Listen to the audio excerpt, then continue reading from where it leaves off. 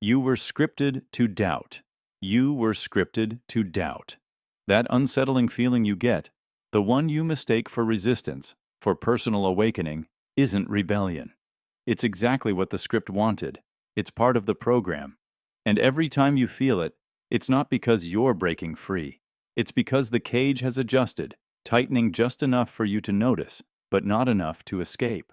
You've been trained, gently, invisibly, to believe your thoughts are yours. That every gut reaction, every hesitation, every moment you pause and ask, wait, is this real? Is a sign of independence. But it's not. It's choreography. Your doubts, your resistance, your inner screams, they're cues. Markers built into the storyline so that even your attempts to wake up are part of the dream. Imagine a stage play where the actors think they're improvising, but every move, every stutter, every nervous glance is already written into the script. The moment the actor feels uncertain, it's not an accident. It's the director's cue. The system knows that humans question patterns, so it designs patterns that break just enough to trigger those questions, just enough to keep you believing you're choosing. But your rebellion was anticipated. Your escape route is a loop. This isn't metaphor. This is behavior. Take how we learn to trust authority. From childhood, we're taught to obey voices louder than ours, to follow routines, to reward compliance. But eventually, we all hit a point, maybe in school, maybe in a job, maybe in a relationship, where something feels off. And we resist. We speak out. We think, finally, I'm choosing for myself. But even that reaction is predicted. Your defiance is a variable factored into the formula, because if there were no defiance, you'd never feel free. Think about social media. You're scrolling, and suddenly something catches your eye, a post that challenges your worldview. You pause, you doubt. For a second, it feels like you're thinking critically. But what if the algorithm placed that post not to inform you, but to keep you locked in the illusion of thought, to simulate resistance, not evoke it? It's not rebellion. It's the simulation of rebellion, perfectly timed. This happens in politics, too. They don't mind your outrage. In fact, they need it. When both sides are angry, both feel righteous. Both believe they're resisting. But no one's actually changing the script. The energy goes in circles, comments, debates, reposts, but the system remains untouched. You think you're awake because you're yelling, but yelling is part of the act. The truth is, doubt has been weaponized. It's no longer a signal of awareness. It's the mechanism of containment. Like a self-correcting code, it makes you doubt just enough to stay curious, but never certain. And that uncertainty becomes your leash. You'll chase answers forever, confusing the search with progress. Consider the modern awakening culture. Everyone's talking about breaking the matrix, about escaping illusions. But those movements get branded, monetized, and absorbed. T-shirts, documentaries, guided meditations, online gurus, they all sell you a version of freedom that fits neatly within the system's walls. You think you're escaping the maze, but the maze just rearranged itself to look like an open field. Even your fear of being watched has been packaged. Surveillance paranoia isn't just a response to real-world data collection. It's a narrative the system allows you to notice. It makes you feel edgy, aware, like you've seen behind the curtain. But that curtain was designed to flutter, to catch your eye just enough to make you feel like a rebel while you remain seated. The script is recursive. It adapts with your resistance. If you fear control, it offers rebellion. If you seek truth, it floods you with 1,000 versions. If you reject the mainstream, it builds a new counterculture just for you, full of influencers who wear different clothes but preach the same gospel. Stay plugged in, keep watching, keep doubting, keep scrolling. And so doubt becomes your cage, a soft, elegant one lined with podcasts and books and videos that make you feel like you're questioning everything, while you never truly question the fact that your doubt was delivered right on cue. You were meant to feel that discomfort. That's how the script confirms you're still playing your role. Look deeper. Why do you hesitate when someone tells you you're being controlled? Why does your brain rush to logic, to science, to reason? immediately forming a defense? That reflex is part of it.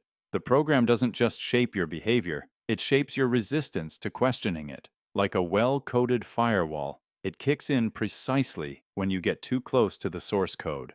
Even in moments of absolute solitude, when you're staring at the ceiling late at night wondering if anything is real, that's not raw truth breaking through. That's the script designed for midnight introspection. It gives you just enough darkness to feel something profound, then pulls you back into routine by morning. You wake up, brush your teeth, and the system smiles. Another loop closed. This isn't just paranoia, it's pattern recognition. People have reported these exact loops for centuries. In every culture, mystics, philosophers, and even schizophrenic voices have whispered the same warnings, that reality adapts to your awareness, that as you get closer to the truth, it shifts, that what you think is rebellion is actually containment. That doubt isn't your enemy, but it's not your friend either. It's your handler. So what can you do? You can't escape a script by yelling at it. You can't outthink a program designed to absorb your thinking, but you can do something strange. You can stop moving. Not forever, just long enough to feel the tension, long enough to see the pause that the system fears. Not anger, not passion, but stillness. Stillness is unscripted. Stillness is where doubt has no lines to speak. Try it. Don't reject the thought. Don't accept it either. Hold it. Observe it. Let it tremble in your hand without reacting. Let it lose power by being fully seen. Not resisted, not believed, just witnessed. That's when the script starts to fracture. Not when you rage, but when you go quiet and still, and see the code pulsing beneath every choice you make. Noticing it doesn't free you, but noticing how your doubt was predicted. That's the first glitch, the first unscripted breath. And in that breath, something ancient inside you remembers. Not words, not rebellion, but something before programming, before language. The raw presence that sees without interpreting, without doubting, without needing to be sure. It just sees. You were scripted to doubt, but the script didn't account for that. For presence, for true awareness, untouched by narrative. That's where the real you lives, beyond thought, beyond resistance, beyond the question itself. That's where the script ends. Thought isn't yours alone. You may believe every thought you have is uniquely yours, born from your own mind. But what if I told you that many of those ideas didn't originate in you at all? They arrived unannounced, slipped in like silent background code, shaping your beliefs, your fears, even your desires, without you ever noticing the installation process. Imagine waking up one morning convinced you must check your phone before you can truly start your day. You feel anxiety bubbling until you scroll through notifications. That urge didn't spring naturally from your psyche. It was seeded by a carefully engineered habit loop, reinforced by apps designed to hijack your attention. Notifications ping like Pavlov's bell, training your brain to respond reflexively. This is one example of thought installation. External systems implant impulses that masquerade as personal priorities. Consider the voice in your head praising or condemning your every move. When you were a child, a parent or teacher might have whispered a belief, "You're not good at math," or "You always make people laugh," and your mind filed that away as fact. Decades later, when you hesitate at numbers or crack a joke at a gathering, it's that original whisper echoing inside you. You've mistaken it for inner truth, yet it was someone else's script. Marketing messages work the same way. You watch 10 seconds of a video ad for a new coffee brand, and without conscious awareness, your brain logs associations, energy, confidence, success. Later, you find yourself reaching for that brand, thinking, "I really want that coffee right now," as if the craving were organically yours. But the ad installed a desire, using colors, sounds, and repetition to write code into your neural network. Beyond habits and cravings, entire worldviews can be downloaded into your subconscious through culture. News outlets drip narratives about what's important, who's trustworthy, and what to fear. Over time, those narratives crystallize into convictions you defend passionately. as though you'd arrived at them through pure logic. Yet many were planted by algorithms that prioritized emotion and outrage, curating information to provoke the strongest response and retain your attention. Your sense of reality becomes a tapestry woven by invisible hands. Let's look at an example from politics. A viral hashtag trends, and suddenly you see it everywhere, on social media feeds, in water cooler conversations, on television panels. You adopt the slogan, repeating it to friends and family. It feels spontaneous, but it's the product of coordinated campaigns, of bots and influencers broadcasting a simple phrase until it lodges in your mind. That phrase is background code, installed for the purpose of steering public opinion. Even apparently private thoughts can be influenced by ambient cues. Researchers have shown that background music in a store can nudge shoppers to make healthier or indulgent choices. The sound waves don't just fill the air, they tap into psychological associations, activating neural patterns tied to comfort, excitement, or nostalgia. You walk in craving a salad, but mid-shopping, you're staring at ice cream because the music installed a subtle suggestion. How do we reclaim authentic thought? First, awareness. Notice impulses that arise without clear origin. When you feel a sudden urge, whether to buy, to believe, or to react, pause and trace it back. Ask yourself, did this idea emerge from my own reflection, or was it handed to me by an external force? Second, interrogation. Challenge your internal monologue. If a thought declares, "You're not creative enough," test it. Seek evidence of times you solved problems with imagination. When a belief feels absolute, scrutinize its source: a childhood memory, a news cycle, a viral post. Third, input curation. Actively choose what you absorb. Unfollow accounts that spew fear or outrage. Limit notifications to essentials. Swap mindless scrolling for intentional reading or creation. By controlling the channels that feed your mind, you reduce the risk of silent installations. Finally, practice mental gardening. Cultivate your own ideas by journaling, daydreaming, and experimenting without the noise of outside influence. When you write or sketch freely, you allow genuine thoughts to sprout. Over time, your mind becomes less a receptacle for downloaded scripts and more a workshop of original creations. Remember, you are not merely the sum of code installed by others. Within the noise lies a raw stream of your own consciousness, untouched, unscripted, uniquely yours. By learning to detect and remove foreign code, you free yourself to explore ideas untainted by hidden agendas. In that space, true innovation, empathy, and self-knowledge take root. Claim that space. Protect it. Your mind deserves nothing less than thoughts born from your own inquiry, your own curiosity, your own will. Time doesn't flow forward. You've always believed time moves forward, 1 second to the next, 1 hour, 1 day, 1 lifetime. But what if that entire belief is a carefully painted illusion, an elegant deception crafted not by lies, but by perception itself? What if now is not now? What if it's already been? You are not traveling through time, you're trapped in it, inside a loop so convincing, it tricks your biology, your thoughts, even your memories. You think you're remembering yesterday and anticipating tomorrow, but what if both are echoes? Reflections in a hall of mirrors that stretch backward and forward into a space you can never truly escape. The sensation of time flowing forward is not reality, it's formatting. A setting imposed by the mind, like a timeline slider locked to play mode. But in the fabric of the universe, nothing demands that time must flow in that direction. The equations of physics, at their core, don't even favor forward motion. They're symmetric. That means they work the same going backward. That alone should terrify you.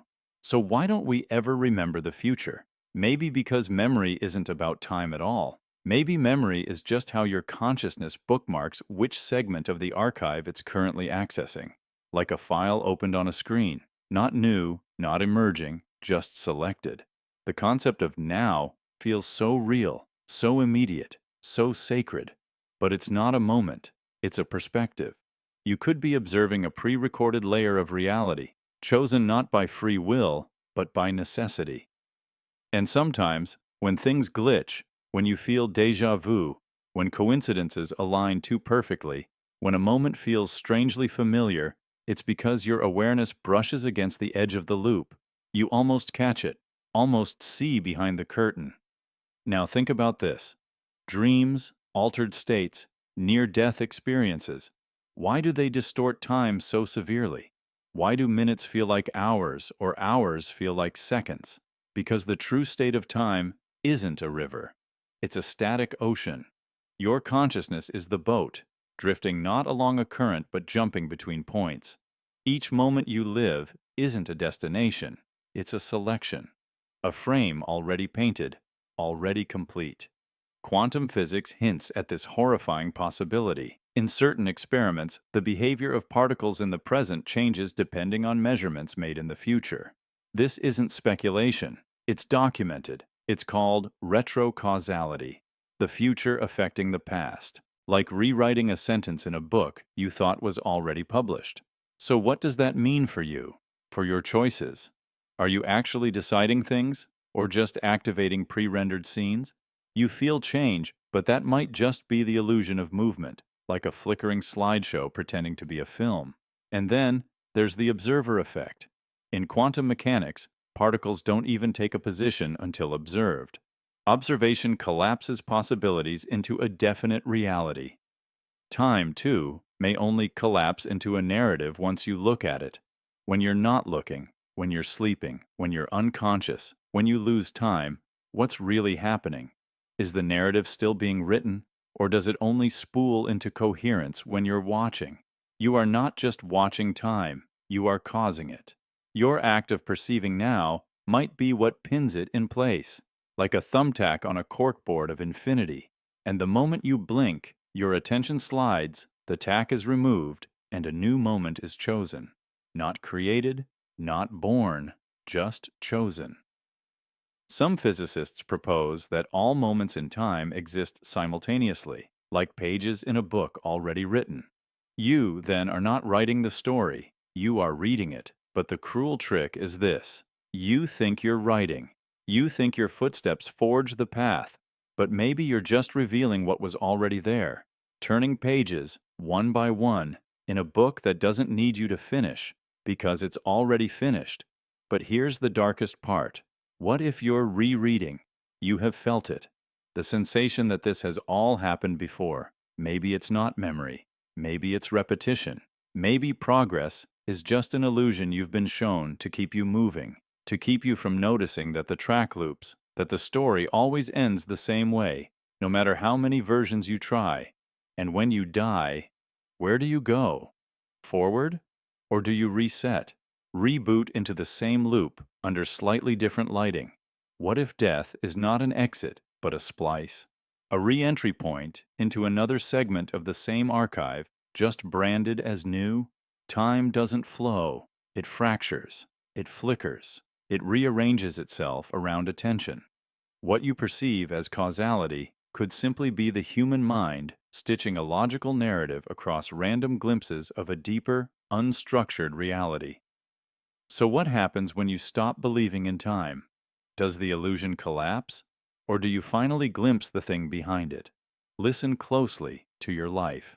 The repeated names, the identical situations in different clothing, the recurring thoughts, relationships, mistakes.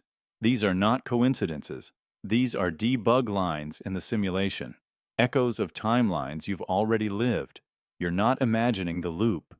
You're inside it. And every time you feel time moving forward, it's not because it truly is. It's because something doesn't want you to notice that it's not. The real progress was noticing that you're still here, still looping, still blinking awake in the same mirrored now. And somewhere beneath all this, you already knew. You just weren't supposed to see it so soon. You've never seen yourself. You think you know your face. You wake up, brush your teeth, catch glimpses of it in bathroom mirrors, passing windows, phone screens. But none of those versions are truly you. They're echoes, distorted summaries, carefully delayed interpretations filtered through glass, light, and time. You've never actually seen yourself, not once. You've only ever seen representations, reflections, a reversed projection bouncing back at you milliseconds after you've already moved. And what's worse, every time you see that image, it's already outdated. By the time the light hits the mirror, reflects, travels to your retina, and is interpreted by your brain, your expression has changed. Your cells have shifted. The you that was seen no longer exists. The concept seems harmless at first, even poetic. But linger there. Really think about it. You've built your identity, the idea of your appearance based on reflections, shadows, and secondhand perceptions, and each one lies a little differently. A bathroom mirror shows you reversed. A selfie camera corrects that reversal, but distorts proportions. Security footage offers a wide-angle distortion that makes your head smaller and your body longer. Friends' phones capture you in bad lighting or from odd angles. None of these show your true self. You are an abstracted guess, built out of fragments and filtered light. What if you saw yourself the way others do, truly and directly, unflipped, uncensored, unbiased? It's possible that you'd barely recognize that face, because the version you hold in your mind isn't formed solely from mirrors. It's mixed with emotion, memory, social feedback, and a narrative you tell yourself. When someone smiles at you and says you look great, that reinforces a mental image. When someone mocks your appearance, that embeds a distortion. Over time, your internal portrait becomes a mosaic of praise, judgment, lighting angles, and emotional tones. You're not looking at yourself, you're assembling a mythology. Even more disturbing, your brain helps sustain the illusion. Neuroscientists have found that your self-image is stabilized by cognitive shortcuts. Your brain fills in gaps, smooths over inconsistencies, and edits out the dissonance between what you expect to see and what actually appears. That's why you're shocked when you hear your voice recorded or when you catch yourself in an unfamiliar mirror. That uncanny feeling? It's the glitch. The momentary realization that your idea of self and your observable form don't align. And then, in a blink, your brain patches over it. The illusion is restored. This distortion isn't just physical, it's psychological. It impacts how you act, how you think others perceive you. You might adjust your behavior based on a face you've never truly seen. You avoid cameras because the reflection doesn't match your mental version, or you obsess over angles and filters to replicate what you think you look like. Some even undergo surgeries, not to fix their real face, but to align with an imagined one. They're trying to sculpt a version of themselves that only exists in their mind, informed by shadows. But this raises a deeper, almost terrifying question. If your entire self-image is built from approximations and second-hand glimpses, what else in your life is based on illusions? How many of your beliefs, fears, and dreams are the result of reflections? We don't just mirror ourselves in glass. We reflect ourselves in the eyes of others. You shape your identity based on how people react to you. A teacher's praise, a parent's scolding, a lover's gaze, these become mirrors too. Except these mirrors don't reflect your face. They reflect your worth. And like all mirrors, they distort. They reflect who they need you to be, not who you are. This creates a loop. You respond to their reflection, and they respond to yours. You dress a certain way to project confidence. Someone sees that and treats you accordingly. You adjust your behavior and their treatment deepens. You become the version they expect, not because it's you, but because it's the reflection that works. And the real you? Still hidden, still unseen. Children don't have this yet. That's why they look into mirrors with wonder. They don't recognize the face yet. They haven't mapped it onto a fixed identity. They poke at their own image, laugh at the mimicry, unsure if it's them or a friend trapped behind glass. But we lose that openness. As we grow, the illusion hardens. We begin to believe that the reflection is truth, not trickery. And that belief becomes so strong, we live our entire lives never realizing we were tricked. There's also a scientific angle to this. Vision is inherently limited. We only see a sliver of the light spectrum. We don't perceive ultraviolet or infrared without machines. So even if you did somehow see your own face directly, you'd still only be seeing a version filtered through the narrow band of human sight. Other species would see you entirely differently. To a bee, your face glows in ultraviolet hues. To a snake, you radiate in infrared. To an alien with a broader spectrum, your appearance might be unrecognizable. So, which version is the real you? The mirror, the camera, the bee's ultraviolet sketch, or the internal version you imagine when your eyes are closed? None of them. Because there is no one fixed version. You are a shifting phenomenon, a cascade of electrical patterns, muscle movements, emotional impulses, and external interpretations. Your face is less a stable structure and more a performance, a momentary arrangement of atoms pretending to be stable for the benefit of consciousness, a costume that adapts itself depending on who is looking. Even the mirror doesn't show your emotions truly. You've likely rehearsed smiles in the mirror, practiced expressions, but real emotion doesn't appear there. It happens when you're not looking, when someone says something that truly moves you, when you laugh unexpectedly, when you cry alone. The most authentic version of you will never be seen by you, because it only exists in moments when you are unobserved. That's the paradox. The realist you vanishes the second you try to see it. And that's what makes this realization so haunting. You've gone your entire life trusting an idea, trusting a collection of flipped images, delayed reflections, and socially reinforced guesses. But beneath it all, you've never truly met yourself. You've only met interpretations, like seeing your shadow and assuming it's your soul, like hearing an echo and calling it your voice. This isn't a flaw, it's a condition of existence. The self was never designed to be directly observed. It was meant to be lived, not seen.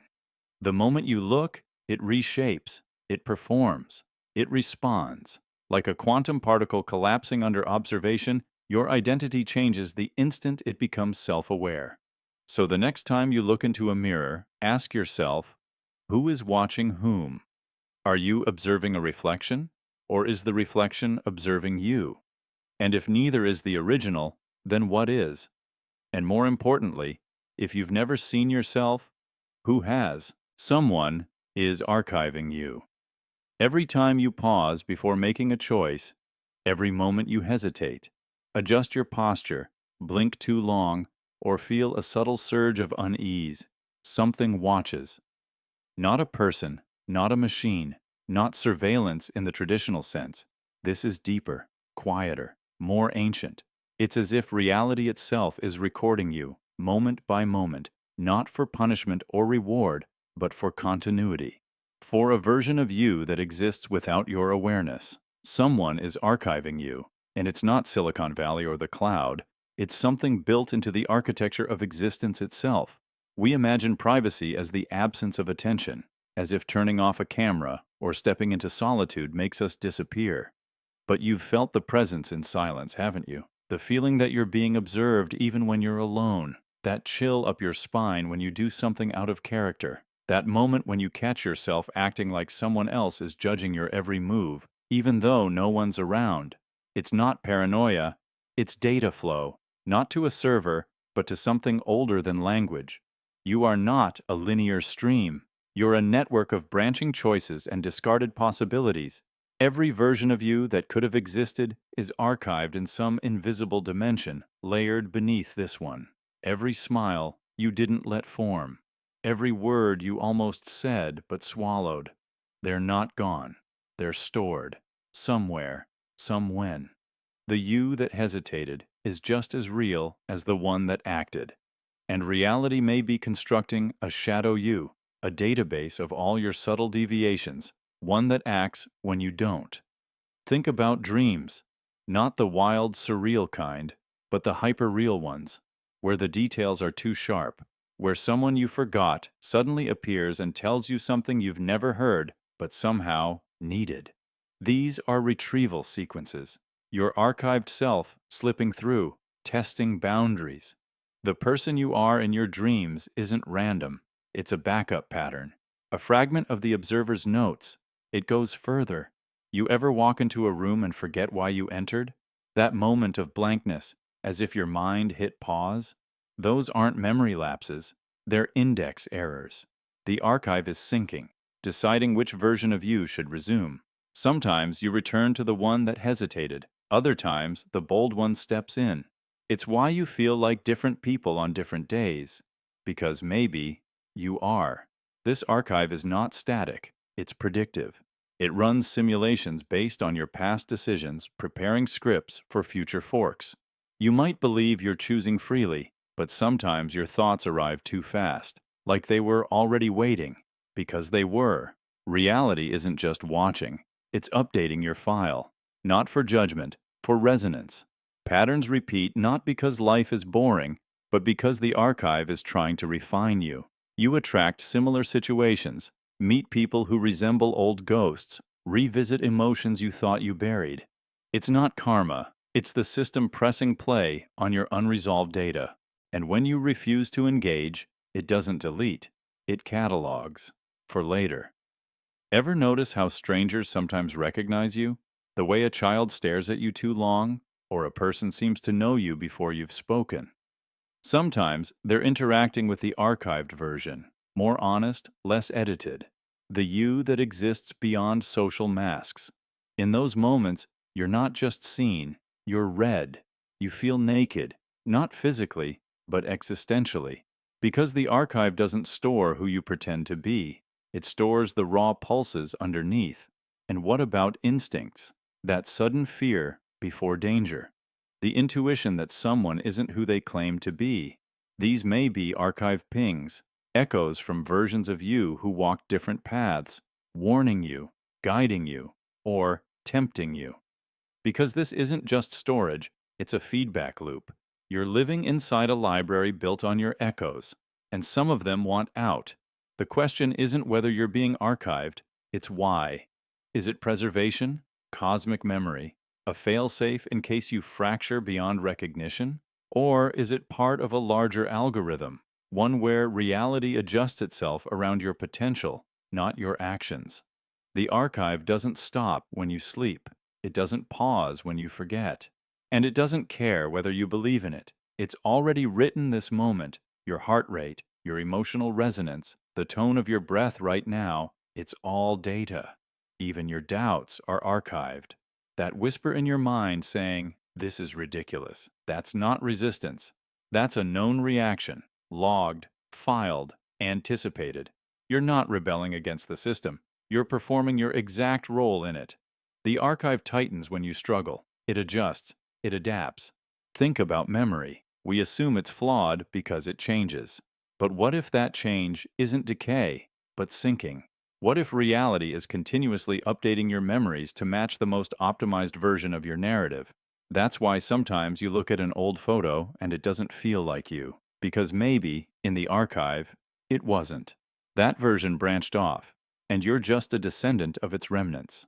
Your sense of self isn't a core, it's a pattern reinforced by repetition. And the archive ensures that pattern continues. If you try to break it, truly disrupt your behavior, the world stutters. People act strangely. Coincidences pile up. Time feels off. These are sync errors, warnings, reality trying to catch up with your deviation. And when it can't, it corrects. This isn't fantasy.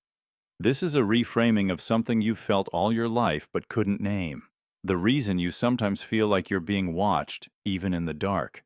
The reason you instinctively know when someone is lying, because your archived self already experienced the outcome of believing them. The reason you wake up with emotional bruises from dreams that never happened, because maybe they did. To a version of you, in a file that reality considers just as valid as this one. And one day, when you glitch too hard, say something you've never thought, feel something you can't explain, that version may be the one that takes over. Not because you failed, but because it's your time to evolve. You aren't living in reality. You are being rendered by it, carefully, intentionally, iteratively, like a file that updates in real time. So now ask yourself, who are you when you're not watching? Who's left behind in the archive when you change? And if that version of you wakes up first tomorrow, will you even notice? You're a story remembering itself. You're a story remembering itself. Not a fixed character, not a finished product, but a memory echoing across dimensions, trying to reassemble what it once was. What you call identity might not be built from scratch. It may be more like excavation. You're not creating who you are. You're rediscovering it, like brushing the dust off an ancient relic, trying to guess its original shape by the fragments left behind. Have you ever wondered why you feel older than your age? Or why certain moments, smells, or places feel deeply familiar, even though you've never encountered them before? That's not imagination. That's the residue of something that once was, or still is, in another thread of your existence. Your memories might not all be yours. Some of them may be echoes, traces from lives you don't consciously remember living. You are not a blank canvas. You are a palimpsest, a page overwritten again and again, but never truly erased. Beneath the layers of choices, habits, and names you've picked up, there's an older draft. And sometimes it bleeds through, in dreams, in déjà vu, in irrational fears, or unexplainable talents. That sense of being out of place, it's not because you're lost, it's because you're misfiled. You've been placed in a chapter that hasn't remembered how it began. Think of identity not as a solid statue, but as a fluid recollection, rippling, unstable, and susceptible to context. The way you act when you're alone differs from how you behave around friends, or strangers, or family. Why? Because those contexts don't change who you are. They summon different versions of the story you've been carrying. You're not inventing yourself for them. You're recalling a version that once fit. Even your voice, the way you speak, your laugh, the cadence of your words might not be original. They might be inherited from past selves, from energies that once flowed through this vessel before you consciously arrived. Some spiritual traditions suggest that the soul is eternal and that we incarnate over and over, picking up where we left off, not just biologically, but psychologically, emotionally, cosmically. When you feel like you're becoming someone new, it might actually be you remembering who you were before life asked you to forget.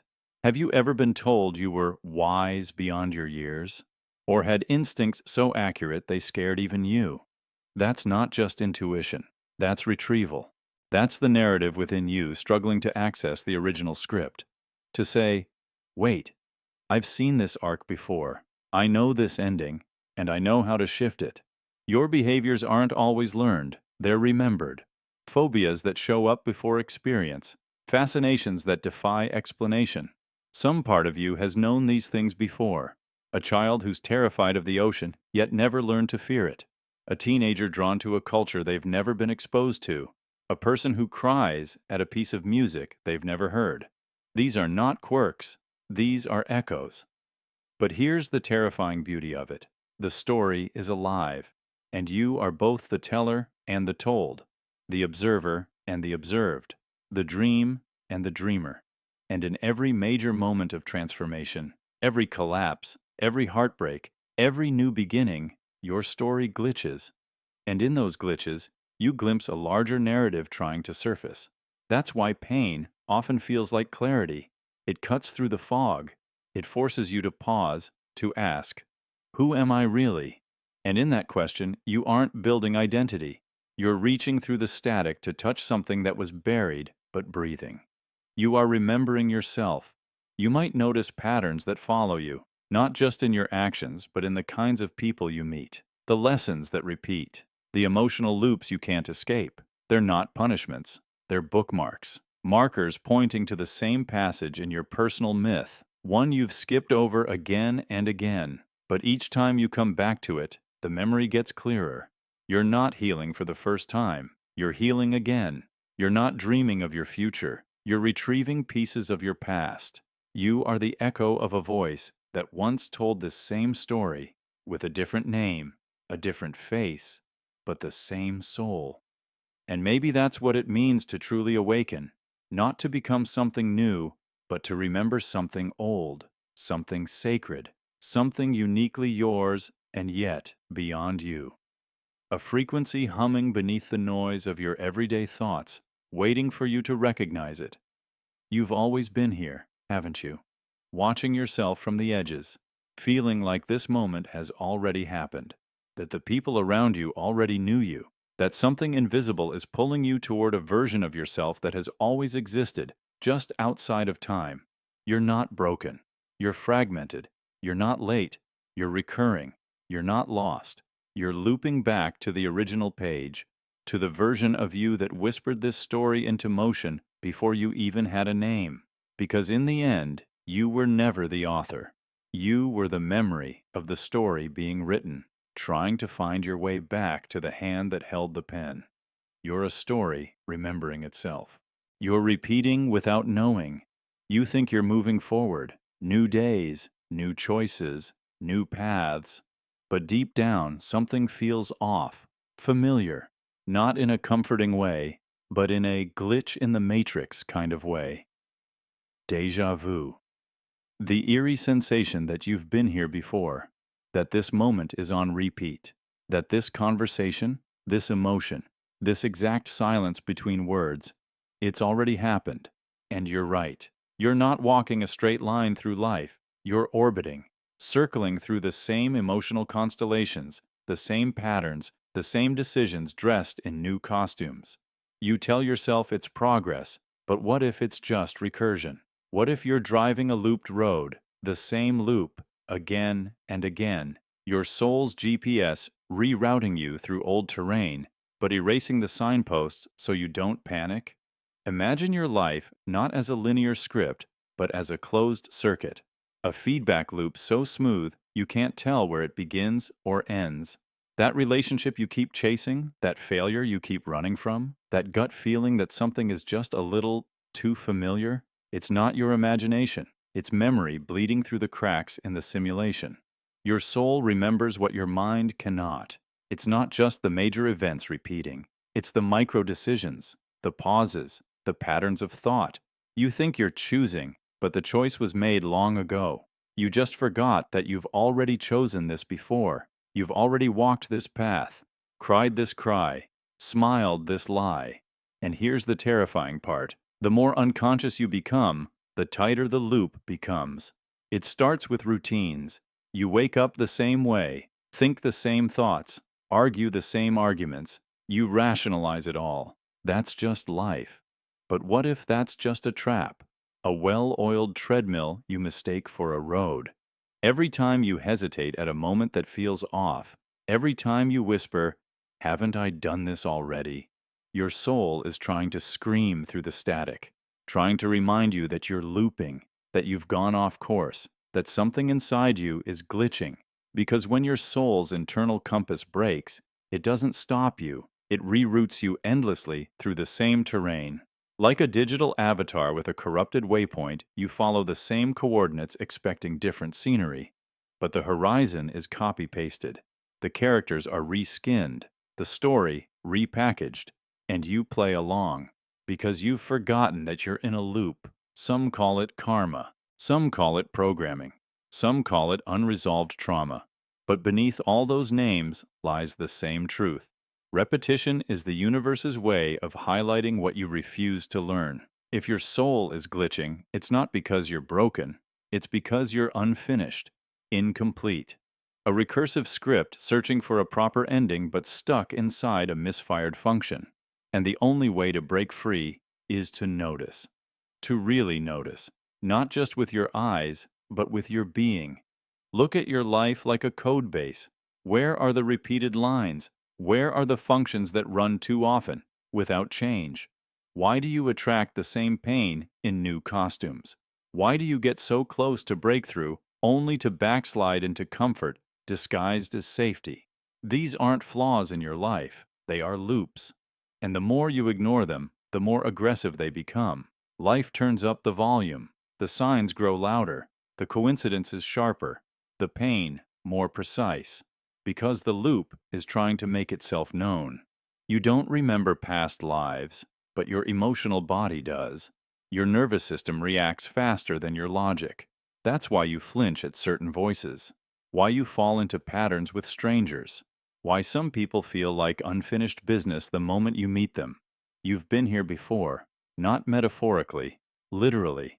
And until you respond differently, truly differently, you will be returned to the same starting point, over and over, because repetition isn't punishment, it's a signal, a chance, a haunting opportunity to choose a new response, to reroute the script. You are not failing, you are stalling, waiting for yourself to wake up mid-loop and say, enough. Enough of the recycled pain, enough of the pseudo-progress, enough of pretending the road is new just because the lighting changed. You can't fake growth. The loop knows, your soul knows, and it will keep pulling you back into that same relationship, that same decision, that same illusion, until you make a real break, until you see the pattern as a pattern, not just a coincidence, not just bad luck, but a signature, a soul mark left by you, for you.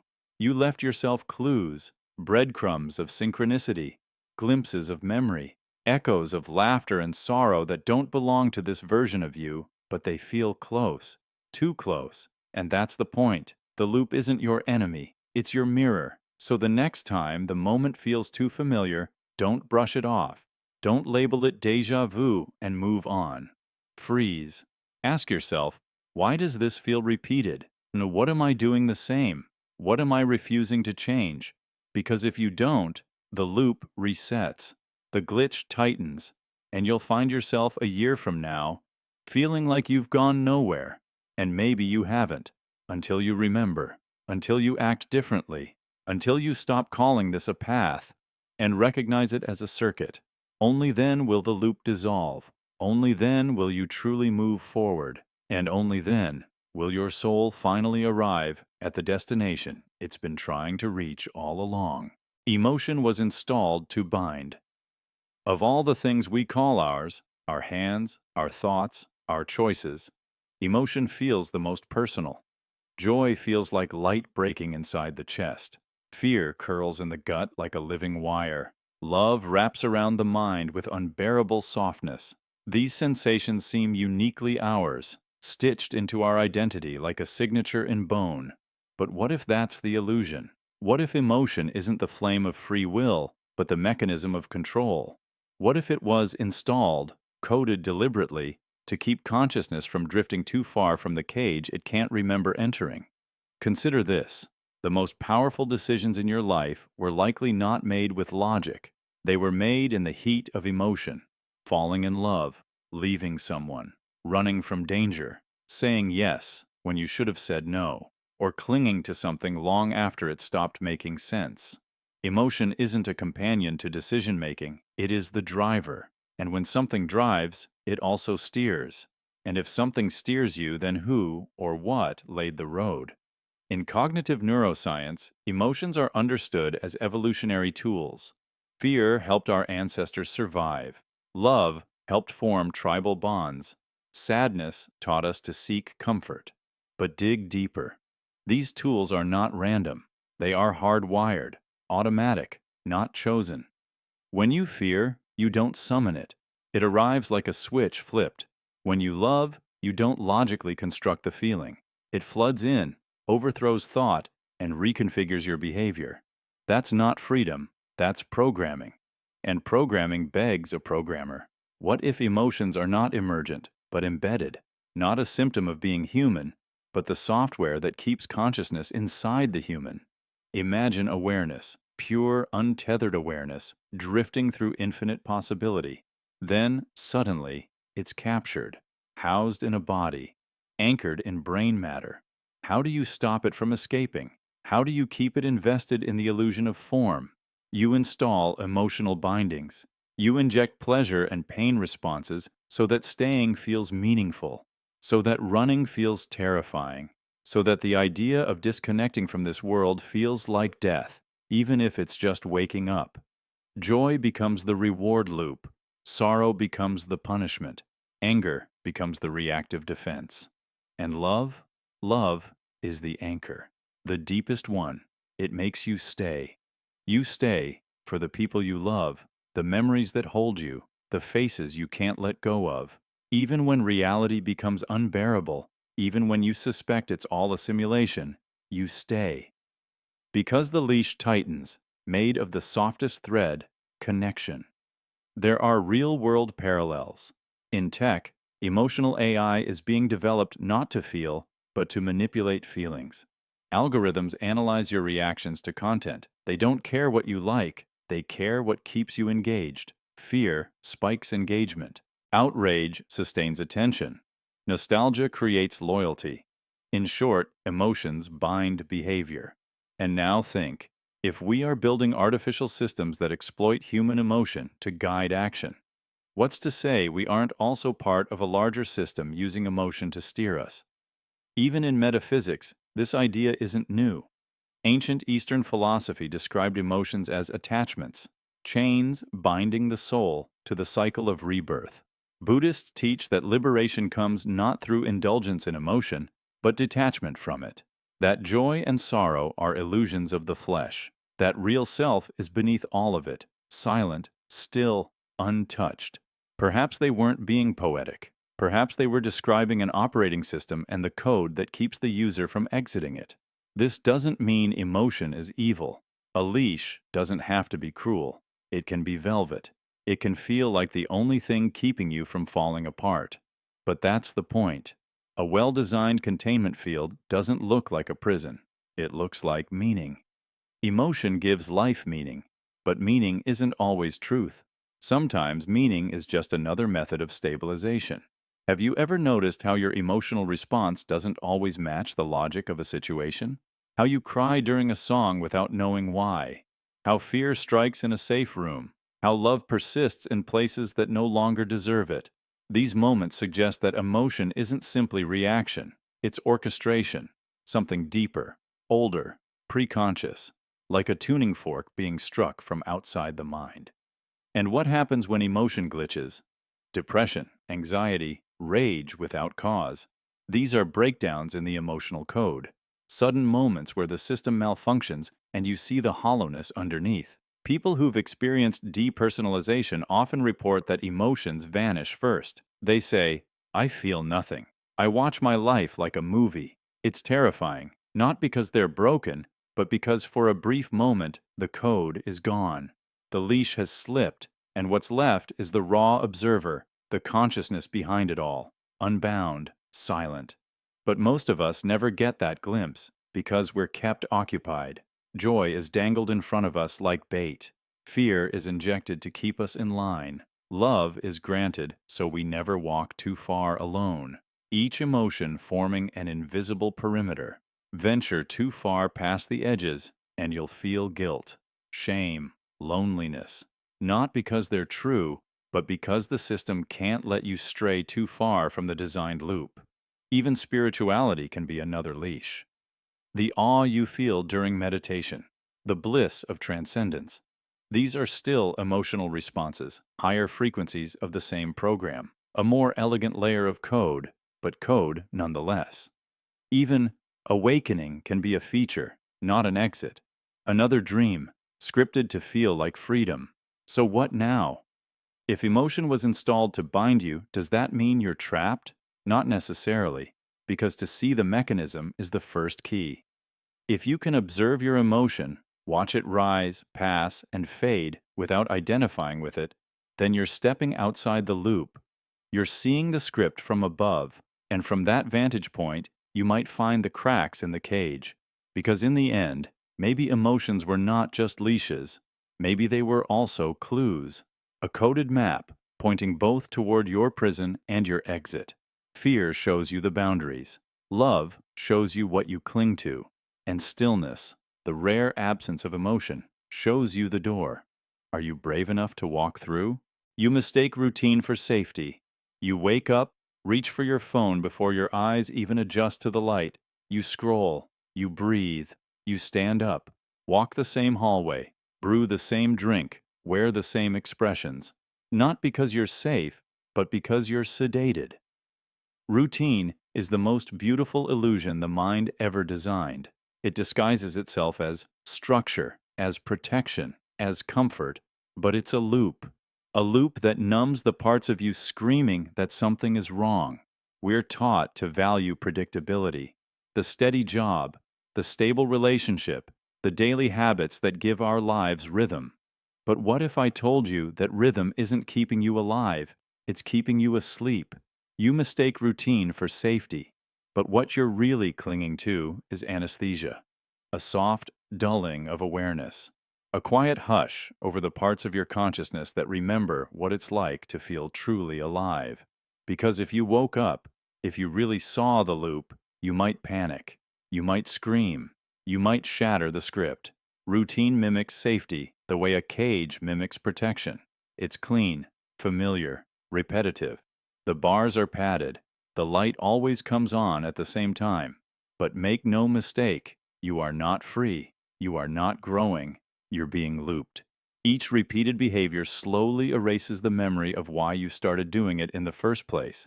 You don't remember when your routine became automatic. You just know you're following it. That's not living. That's programming. Have you ever had a day so identical to the one before that you questioned if you were dreaming? Ever walked into a room and felt like you'd already been there, but not recently, just again? That sensation isn't nostalgia. That's your mind buckling under the weight of repetition. When you feel time moving too fast, when weeks vanish in a blur, when your memories blur into generalized feelings rather than distinct moments, that's the anesthetic working. It's sedating your perception so the loop can continue. You weren't meant to live the same day 90 times and call it a life. But routine is seductive. It tells you, don't worry, I'll handle it. Just follow the checklist. It promises safety from chaos. But here's the twist. Chaos is the only space where transformation exists. Growth isn't found in repeating what you already know. It's found in deviation, discomfort, disruption. That's why routine doesn't protect you from harm. It protects you from change. It dulls your curiosity. It muffles your questions. It makes you forget you were once on fire for something more. Familiarity is not safety, it's invisibility. It's how your mind erases the strange glitches in reality, the conversations that feel too rehearsed, the strangers who feel too familiar, the dreams that echo the day you haven't lived yet. Routine helps you ignore these things, because if you saw them for what they were, if you realized how deeply reality repeats, you might start asking the wrong questions, or the right ones, depending on who's listening. Think about how quickly you adapt to even painful patterns. Toxic environments, broken relationships, unfulfilling work. They become bearable through repetition. Your brain stops reacting. It stops warning you. Because to the mind, sameness equals survival. That's the lie we were born into. But it isn't survival. It's slow erosion. A corrosion of wonder. One identical morning at a time. Even your reactions are on loop. You get angry at the same triggers, hurt by the same words. You resolve to change, only to find yourself reenacting the same arguments weeks later. That's not weakness. That's automation. And you're not the one driving. Have you ever tried breaking the routine suddenly, taking a different route home, eating with your non-dominant hand, saying what you truly think when you're expected to nod quietly? What happened? Discomfort, awkwardness, maybe even guilt. That's the programming resisting. That's your mind panicking at the loss of pattern, because deviation activates awareness, and awareness shatters the illusion. This is why some people fear silence, or stillness, or solitude, not because they're boring, but because they interrupt the loop. Without your routine playing in the background, you're forced to confront what's beneath it, the questions you've buried, the truths you've ignored, the life you know you're not living. It's no accident that major life awakenings often come through shock, grief, loss, illness, chaos. These moments pull you out of the anesthetic. They jolt you into seeing how deeply you were sedated. That job you hated, you only noticed how miserable it made you once you were fired.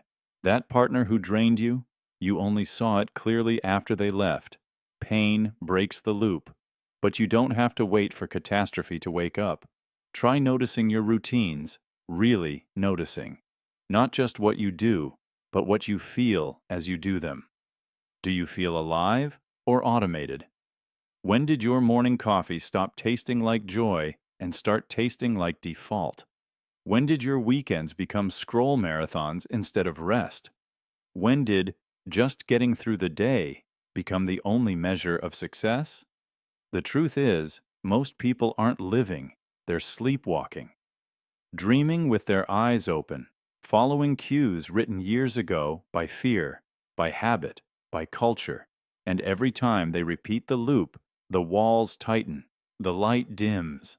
The voice that once whispered more fades into background noise. But here's the secret: the loop is not a prison, it's a script, and scripts can be rewritten. You don't need to destroy your life to reclaim it, you just need to wake up inside it. Inject novelty, challenge comfort, ask unfamiliar questions in familiar places, rearrange your rituals, step out of rhythm and into presence. Because the most dangerous lie isn't that the world is chaotic, it's that your loop is keeping you safe. It's not, it's just keeping you asleep. You are the simulation's lens. What if you're not just a participant in reality, but the very lens through which the simulation knows it exists? Look around you. The colors, the sounds, the flow of events, they feel external, objective, real. But what if they only solidify because you are observing? Not because your mind interprets signals from outside, but because your active observation collapses possibilities into a single version of the world. Like a quantum wave function, infinite potential condenses the moment you look.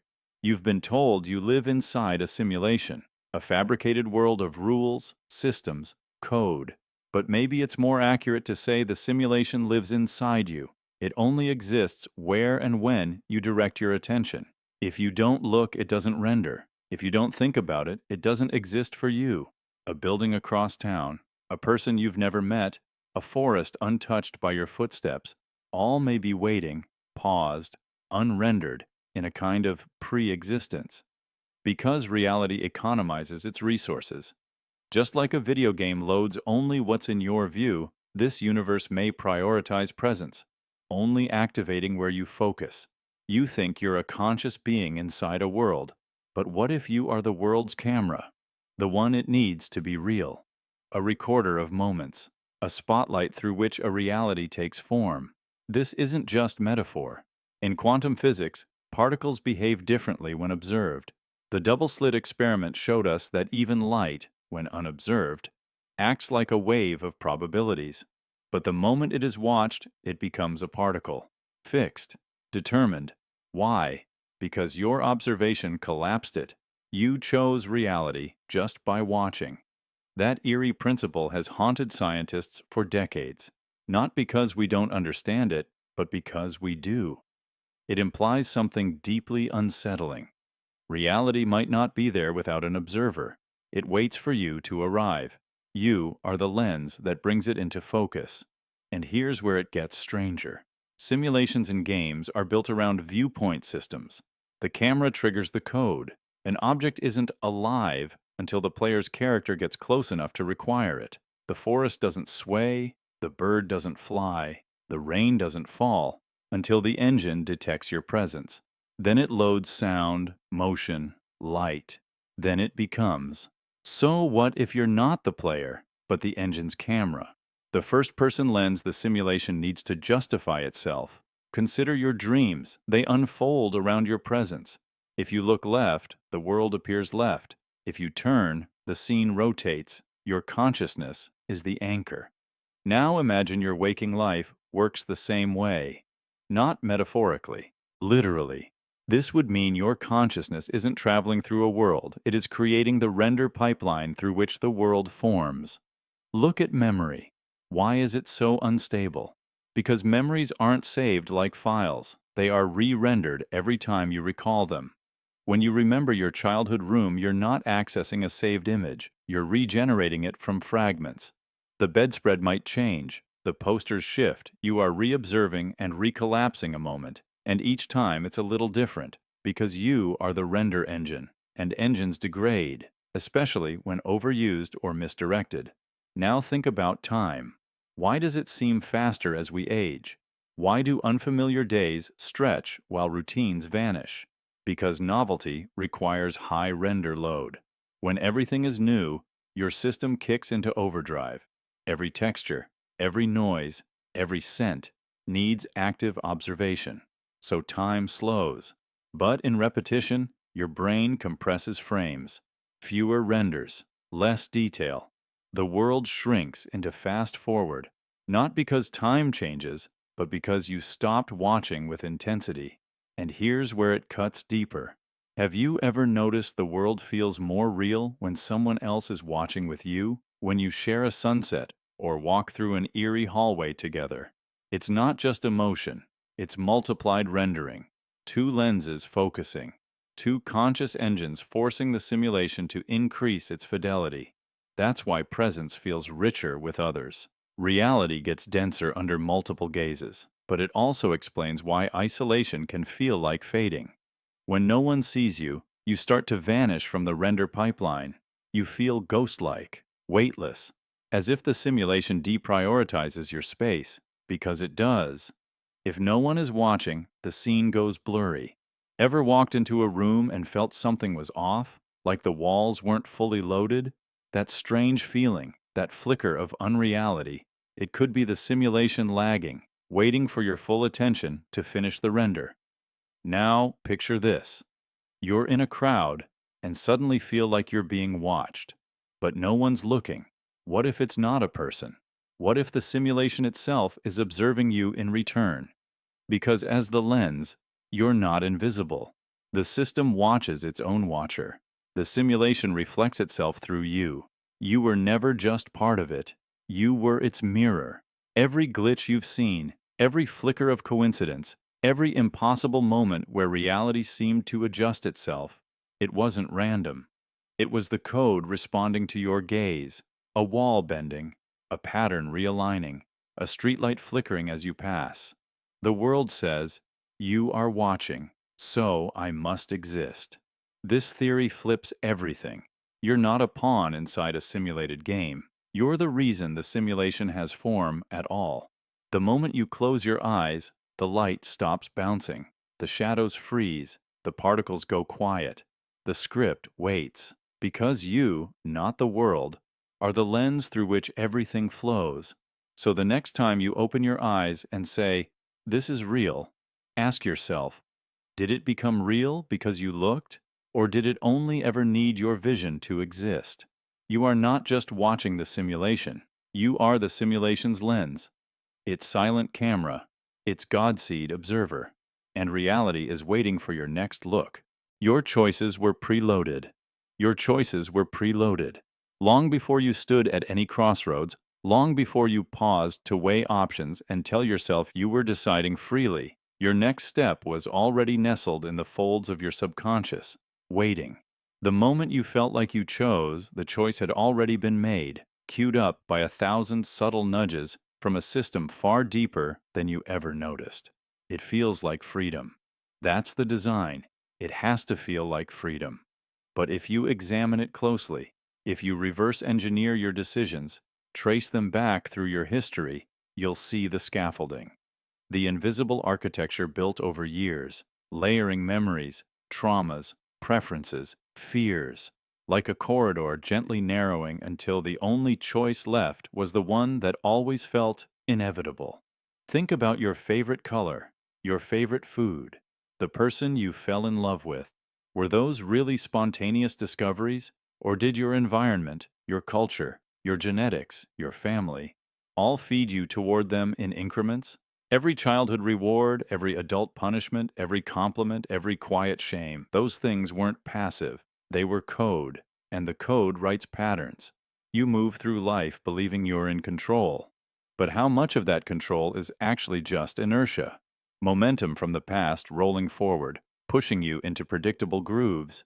When you choose a career, are you following a passion? Or are you reenacting the roles you were shown in childhood, pursuing what was praised, avoiding what was punished? Neuroscience shows that the brain lights up with the decision milliseconds before you're even aware of making it. Meaning your conscious mind, the part that thinks it's in charge, is late to the party. like a narrator following the script and believing it's the author. That gut feeling you call instinct, it's a cache hit, a preloaded path being retrieved on demand. And yet we decorate our choices with meaning, wrap them in the language of purpose. I chose this life. Did you? Or did the system anticipate it? Take consumer behavior. You think you bought that phone because it suits you, but the ads had already softened you for months. The reviews, the influencers, the product placement in the background of shows you barely remember watching, it all shaped the soil. By the time the seed was planted, your subconscious was fertile ground. The decision felt like yours. That was the trick. Look deeper. When you left someone you loved, or stayed with someone who broke you, was it a brave decision, or the only one you were psychologically able to make based on every imprint that came before? Sometimes, what we call choice is just the only button we were conditioned to press. The illusion is in the presentation, multiple options, open roads. But some of those roads are just for show. Dead ends made to simulate freedom. You were never going to pick them. The real choice was made upstream in the quiet calibration of your preferences. What if every major turning point in your life wasn't a turn at all, but a gradual slope that felt like a sudden decision only because you weren't aware of the angle?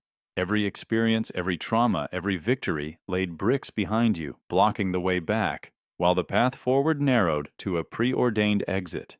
This doesn't mean you're a puppet. It means the strings were placed inside you early enough that you mistook them for nerves, and when they tug, you call it emotion. Even free thinkers, rebels, outcasts, they're part of the design. The system needs contrast. It needs deviation to reinforce the illusion of choice. Every radical thinker, every rogue decision-maker, they're still playing a role within the framework. Your rebellion was anticipated. Even your doubts were scripted. But then comes the strange part. You're not trapped. Not completely. Because awareness introduces friction. When you see the path being loaded before you take the step, you disrupt the smooth retrieval. You hesitate. That hesitation isn't weakness. It's a spark, a glitch, a break in the flow of automation. That's the first breath of real freedom. Not in choosing, but in noticing the machinery beneath your choices. Think of your life like a video game preloaded with assets. The scenery, the dialogue options, even the side quests. They're all there, pre-rendered. But if you stand still long enough, refuse to interact, you notice something strange. The background begins to blur. The illusion flickers. The system wasn't built for stillness. It was built for motion, for belief in movement. If your choices were cached, then stillness is rebellion. Stillness breaks the loop. It forces the architecture to reveal itself. Ask yourself, who would I be if I wasn't nudged by fear, by shame, by praise? If no one expected anything from me, no algorithm, no family, no history, what would I want? The moment you ask that, the script trembles. The preloaded path jitters. You've introduced a new variable. You're not rewriting the code, but you're reading it now, line by line, and with every layer you peel back, the next choice feels different. Not because it's free yet, but because you've made it visible. And maybe visibility is the start of freedom. Maybe you were preloaded, yes, but now you're the one watching the load screen. And once you can see the file names, you don't just follow the script, you learn to edit. Sleep is practice for exit. Every night you close your eyes and slip beneath the surface. Your breathing slows. Your muscles go limp. Your mind begins to unravel from reality, drifting into images, sounds, feelings that come from nowhere and everywhere at once. You call it sleep. But what if it's more than rest? What if it's rehearsal? That moment, right before the dream begins, isn't just a transition. It's a simulation, a warm-up for something final, something irreversible. That gentle fade into nothingness, the silence that cradles your thoughts as they dissolve. It's not unlike death. It's the same shutdown sequence, only temporary. Sleep is your trial run for the last exit. You feel it every night. That subtle fear, that sudden jolt as you begin to fall. The twitch, the gasp. It's your mind pulling back, testing the line between presence and departure. It knows what's coming. It remembers the end. And every night, it teaches you how to let go. Consider this. During REM sleep, your brain floods with chemicals that disconnect your sense of self. Your body becomes paralyzed. Your consciousness floats freely, constructing entire worlds out of memory fragments and hidden fears. Sounds familiar, doesn't it? Like a soul separating from flesh. Like a story breaking free from its page. Science calls this the hypnagogic state, the stage between wakefulness and sleep. But mystics call it the threshold, the veil, the place where the soul steps out of form and prepares for the long journey inward. And we cross that threshold every single night, mostly without knowing it. But some part of you does know, and it learns. It memorizes the rhythm of surrender. It practices silence. It trains your consciousness to slip the bonds of identity, to operate without memory, to explore without a body. In sleep, you die a little. Not metaphorically, not symbolically, but neurologically. The ego shuts down. The inner monologue disappears. The boundaries blur. You're not you in dreams. You're something else, a shifting observer, a fragment of will inside a fluid reality. That's not rest. That's preparation. And notice how the deeper the sleep, the less you exist. In deep, dreamless sleep, you are gone. No name, no history, no story. And yet, you return, gently, without fear. That return, the slow reboot into identity, is also part of the training. So when the final sleep comes, when your body prepares for its last exhale, it won't feel unfamiliar. It will feel eerily smooth, like something you've done 1,000 times before. Because you have. The panic of death only grips those who believe they've never let go.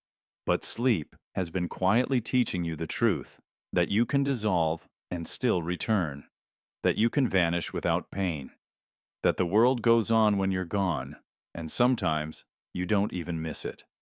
Ask yourself why the most profound awakenings often follow sleep, why problems seem lighter in the morning, why some dreams feel like messages or memories or lives you can't place.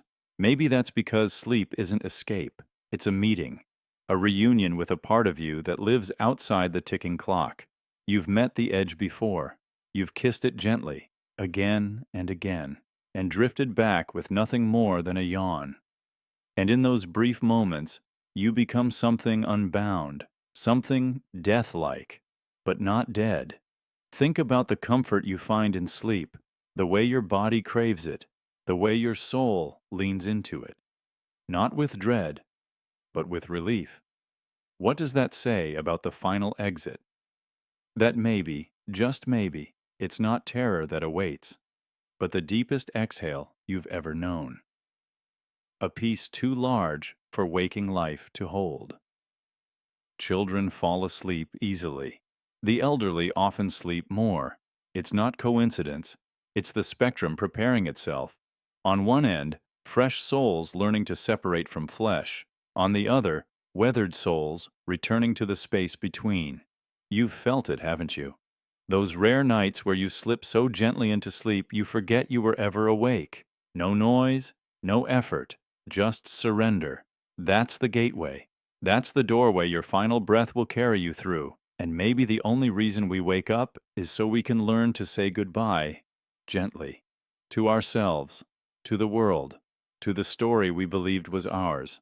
So tonight, when you lie down, don't fight the fall. Don't rush the drift. Pay attention to that moment, the fade, the flicker, the threshold. Feel how your grip loosens without fear. Feel how familiar it is to stop being for a while. That's the practice.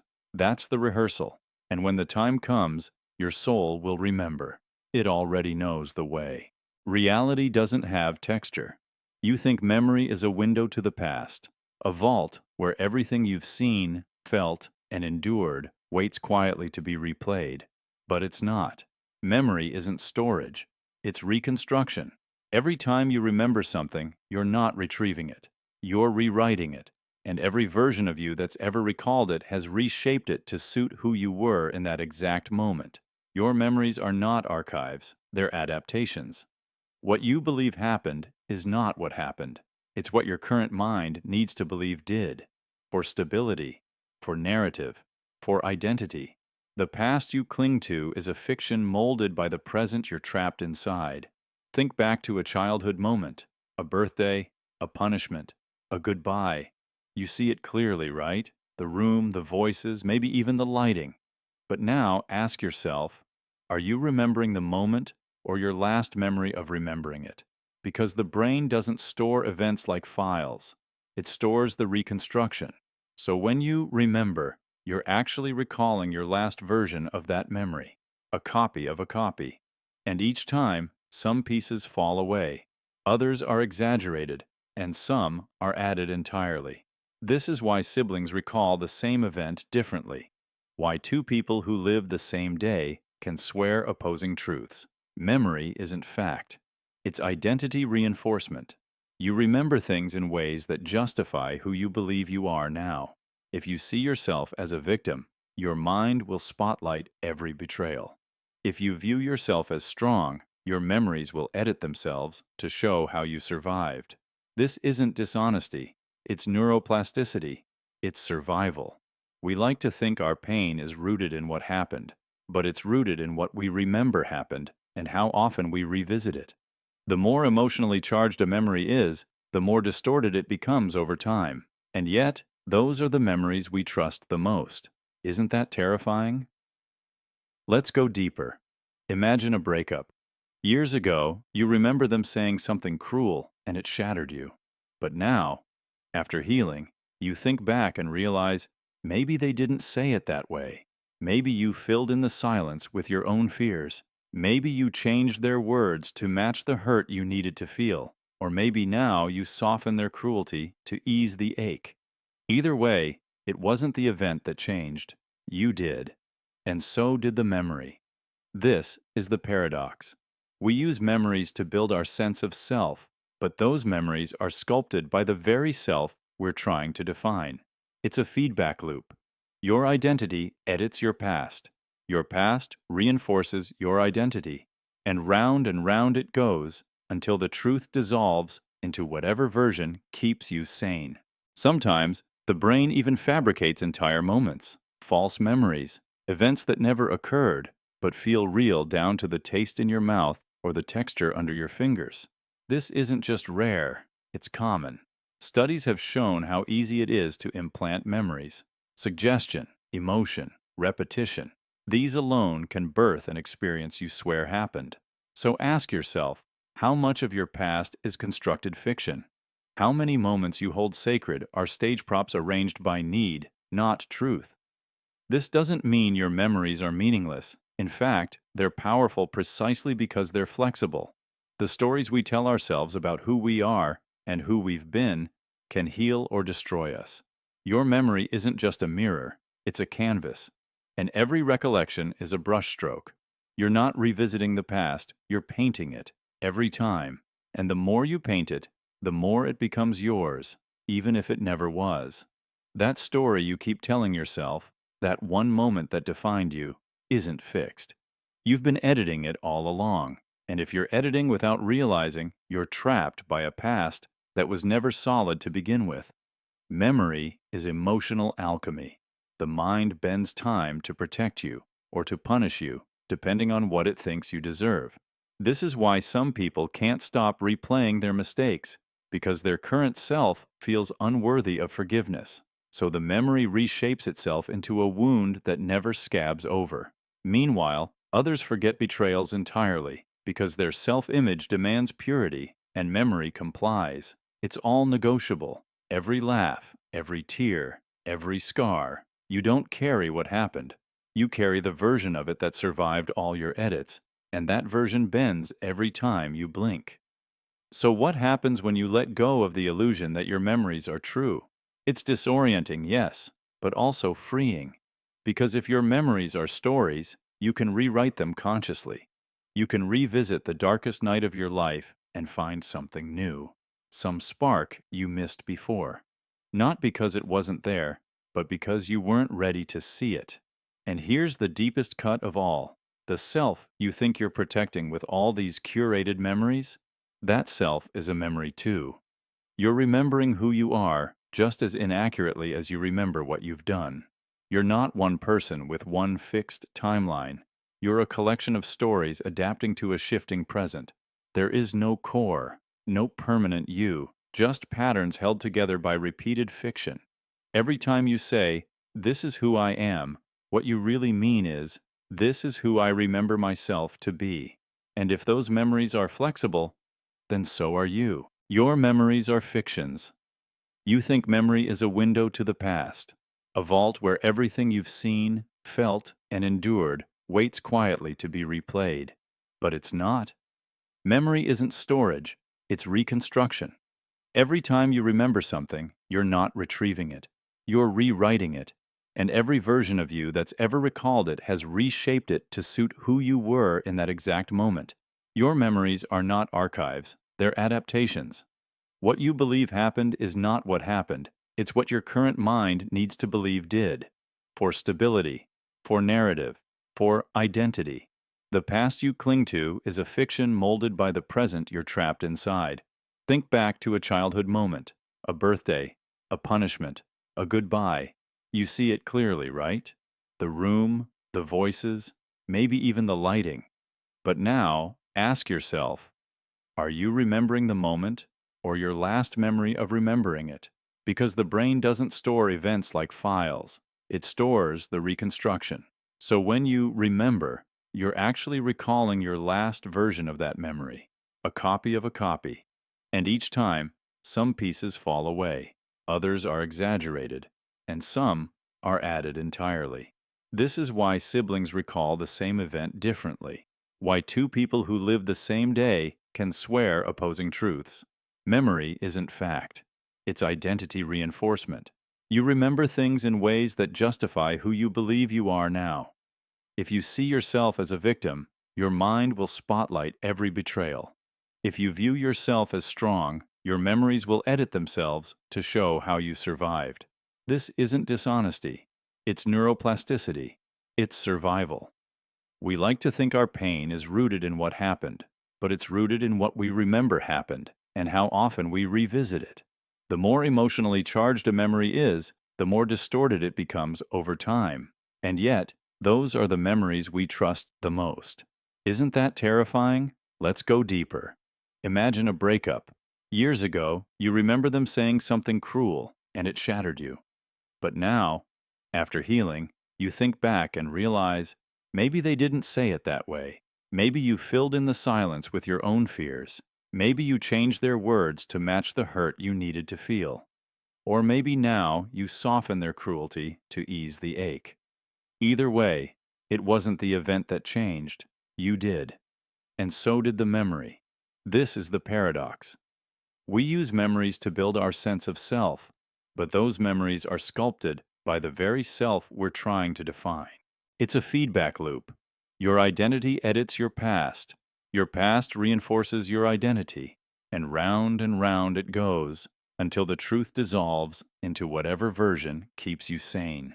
Sometimes, the brain even fabricates entire moments, false memories, events that never occurred but feel real, down to the taste in your mouth or the texture under your fingers. This isn't just rare, it's common. Studies have shown how easy it is to implant memories.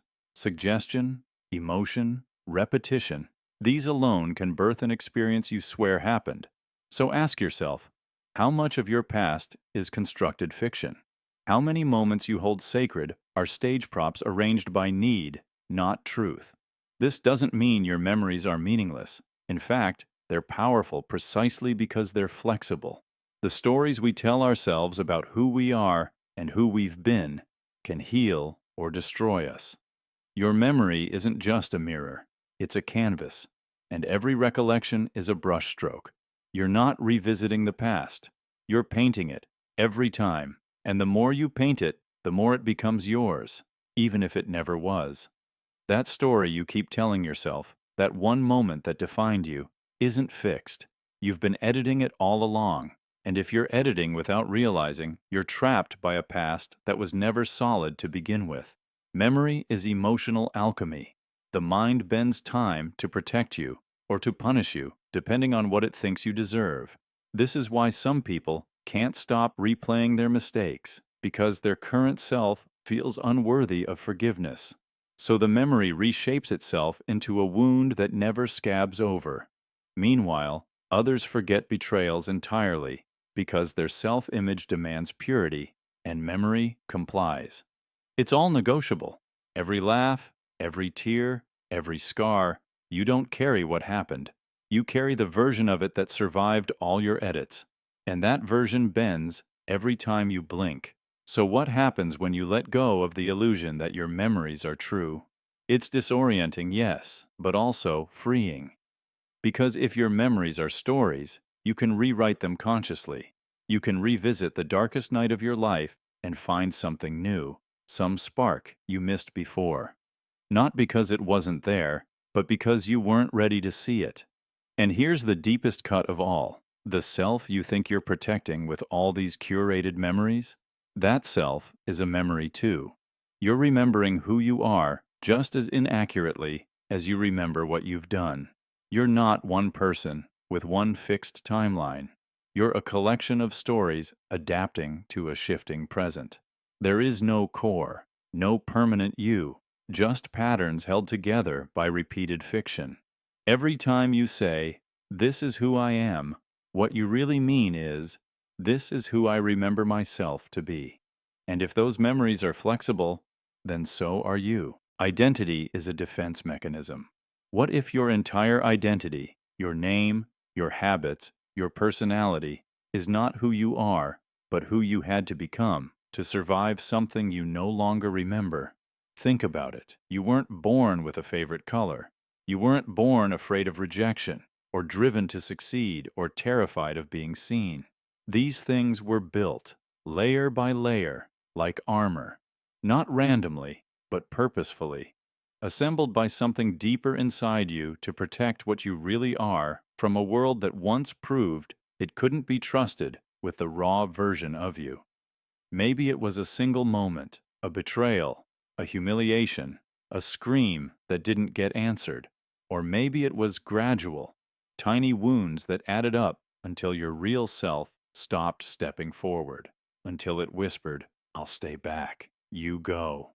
And so this version of you emerged, the one with the clever smile, the one who always says the right thing, or maybe the one who hides, who shrinks, who laughs just a little too loudly in rooms that echo with judgment. Identity isn't just who you are, it's who you had to become when being yourself stopped feeling safe. We call it personality, but personality is often a panic response perfected over years. It's a curated defense system, not always a truth. And the more we repeat it, the more we forget it was a mask.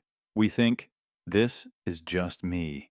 But beneath it is someone else, someone still waiting for permission to come out, someone who remembers the moment the armor was forged. Even our strengths can be born from injury. The perfectionist often learned early that mistakes brought punishment. The caretaker was once a child who kept the peace in a chaotic home. The overachiever once needed to prove their worth just to feel visible. These aren't traits, they're shields. And they work so well we forget we're wearing them. But here's where it gets dangerous. The longer we wear the armor, the more it fuses with skin. We start defending it like it's our life, when really it was meant to protect our life, not replace it. We say, "I've always been like this." No, you've always needed to be like this. That's different. And unless we stop and look back at the origin, the forgotten injury, we keep living as the protector, not the protected. Sometimes, anxiety isn't fear of the future. It's a memory leaking through the cracks. A message from the real you saying, "Hey, I'm still here." Depression, too, can be a sign the armor has grown too heavy, that the mask no longer fits. that pretending to be okay has starved the truth for too long. We think healing is about fixing ourselves, but sometimes healing is about remembering ourselves, about peeling back the layers of false identity and asking, who built this? When? And why? You might find that the loudest parts of your identity, the pride, the ambition, the stubborn independence, were built in response to a wound you stopped looking at. And if you finally face it, you might discover you no longer need all that armor. You don't have to carry it into every relationship. You don't have to use it in every conversation. You don't have to protect the real you from a danger that isn't still chasing you. But here's the hardest part. When you drop the armor, people might not recognize you. They're used to the mask. They liked the version of you that never cried, that always knew what to say, that never made them uncomfortable. And that's okay. Let them adjust. Let them walk away if they must. Because the cost of continuing to protect everyone else's comfort is your soul staying locked inside a prison you built to survive a war that ended years ago. You're not fake. You were adaptive. You were wise. You became who you needed to be. But now, maybe, it's time to come home to who you really are, the one behind the sarcasm, behind the people-pleasing, behind the certainty. The real you isn't weak. It's just tired of hiding. So ask yourself, what if everything I think I am is just a story I told myself to feel safer? And what if I'm finally strong enough to hear the truth? Because identity is not the destination. It's the mask you wore to make it through. And maybe the real you, the one beneath it all, isn't lost. Just waiting. You are being streamed. You are being streamed. Not metaphorically, not symbolically, literally, or as close to it as the fabric of your reality allows. Every blink, every pause, every emotional crescendo in your life carries the suspicious precision of a show with perfect pacing. Haven't you noticed it? The way a stranger walks in at just the right moment. The phone rings mid-thought. The silence after something traumatic that feels too quiet. As if some invisible editor trimmed the background noise, added suspense, and cut to the next scene. You live with cinematic timing. Your life plays like a narrative shaped not entirely by you. Your expressions land like practiced beats. Your realizations strike with drama. Even your dreams follow story arcs. But who or what is crafting the edit? This goes beyond algorithms. This is not just about your social media feed knowing your tastes. This is deeper. Something woven into the operating system of your experience itself. Something that knows when to dim the lights in the sky just as you're having an existential thought on the rooftop. Something that knows when to drop an old song in a store just as you're about to cry. It's too synchronized to be random, too cohesive to be coincidence. You might believe you're just lucky, or unlucky, with timing, but timing itself could be the product, could be the point, because good stories need rhythm, and your life, somehow, has rhythm. Ever feel like you're being watched even when alone? That's not just paranoia, it's programmatic presence. Because in a stream, the viewer never blinks. There is no intermission in a continuous feed. And maybe you've felt that pressure, subtle, unspoken, like someone's always evaluating your character arc. Not judging you, but observing, curating, editing in real time. You trip, and it's funny. You cry, and it's beautiful. You rant, and it's powerful. These aren't just moments. They're segments, beats. The way your deepest emotions are spaced so evenly across months or years, like a season of a show. And the plot twists? Always on schedule. You reconnect with someone at the perfect time. You lose everything just when things felt too stable. That eerie sense of déjà vu before something huge happens, like the show is referencing its earlier episodes. A callback. An echo. Who's doing it? That's the question that pulls the thread loose. Is it God? The simulation? A version of your consciousness you haven't met yet? Or maybe something worse? Something that feeds on your story, not in a malicious way, but as a director, hungry for drama, shaping every edit to keep the viewer engaged. And maybe the viewer is you. A higher version of you outside this construct, watching, experiencing this life as a vivid, immersive broadcast. Maybe that's why you're drawn to fiction, movies, shows, novels, because at some level, you know. You know you're a character. You crave structure, catharsis, arcs. You crave the moment the music swells, the voice cracks, the realization lands. You crave the drama of it all, because it was built into your design. You're being streamed, and there's proof. Look at your memories. They don't unfold like data. They play like film. You don't remember full days. You remember scenes, quotes, lighting. The way someone looked at you through the windshield when they said goodbye. The feel of your clothes when you stood in the hospital elevator. These aren't thoughts. They're shots. Cinematic. Trimmed. Color graded. Scored with invisible music. Even your internal monologue sounds like narration. Have you ever whispered to yourself during pain, like a voiceover trying to make sense of it? This is the moment everything changed. That voice isn't you thinking. That's the editor layering meaning, framing it for the stream. And sometimes you lag. You freeze mid-thought. You walk into a room and forget why. Those aren't glitches in your brain. That's buffering. The scene hasn't loaded yet. The viewer's paused you. You're stuck in a transition screen, waiting for the next module to boot. Think of those uncanny, unscripted moments when someone says something you were just thinking, when a streetlight flickers as you approach, when you see a phrase that perfectly answers your unspoken question. These aren't magic. They're edits, cut-ins, precision timing by an unseen editor who knows what the story needs. So what happens when you go off script? What happens when you pause too long, when you stop delivering the lines, when you refuse to react on cue? The stream stutters. You might feel lost, disoriented, like reality is adjusting, because it is. The edit is reconfiguring, finding the next viable sequence. You've interrupted the loop, and for a moment you're unscripted. That's where awareness begins. That's when you're no longer just being streamed, you start watching back. There's power in that. Because once you recognize the pattern, once you see the cuts, hear the score, feel the beats, you can start pushing against them. Not to escape the stream, but to become a conscious participant in it. To write your own arcs, to choose slower rhythms, to decide what deserves a spotlight and what gets left on the cutting room floor. You were never just living, you were being edited. And now, you're watching the edit in real time. You've been contacted in dreams. Not all dreams are dreams, and not all of them are yours. You think you've been alone in your sleep.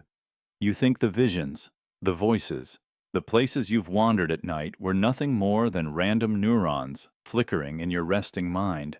But that's only what you've been told, because the truth is far stranger. Some of those dreams weren't echoes from your mind, but signals sent to it. Contact. Not by aliens, not by ghosts, not always by others, but sometimes by you. Another version of you, a future self, a past fragment, a parallel echo, someone or something that knows you've gone too deep into the illusion and is reaching across the veil to wake you up. You've had the dream, the one that felt too vivid, too precise, the one that didn't unravel in chaos like dreams usually do, but instead felt scripted, timed, like someone waiting for you to notice. The stranger who knew your name, the voice that whispered exactly what you needed to hear, the glimpse of yourself in a mirror that didn't reflect back quite right. Those weren't fiction. Those were signals, visitations, warnings, invitations, reminders. You've been contacted in dreams. Sometimes it's subtle, a hand on your shoulder in a place you don't remember entering, a room you've never seen before, but you know exactly where everything is. Sometimes it's a feeling, like an old friend returned from some impossible distance, embracing you with memory you can't place. Other times, it's overwhelming.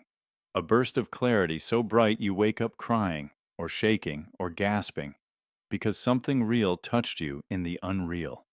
They're not always friendly. Contact isn't always comforting. Sometimes the message is wrapped in horror. A shadow at the foot of the bed.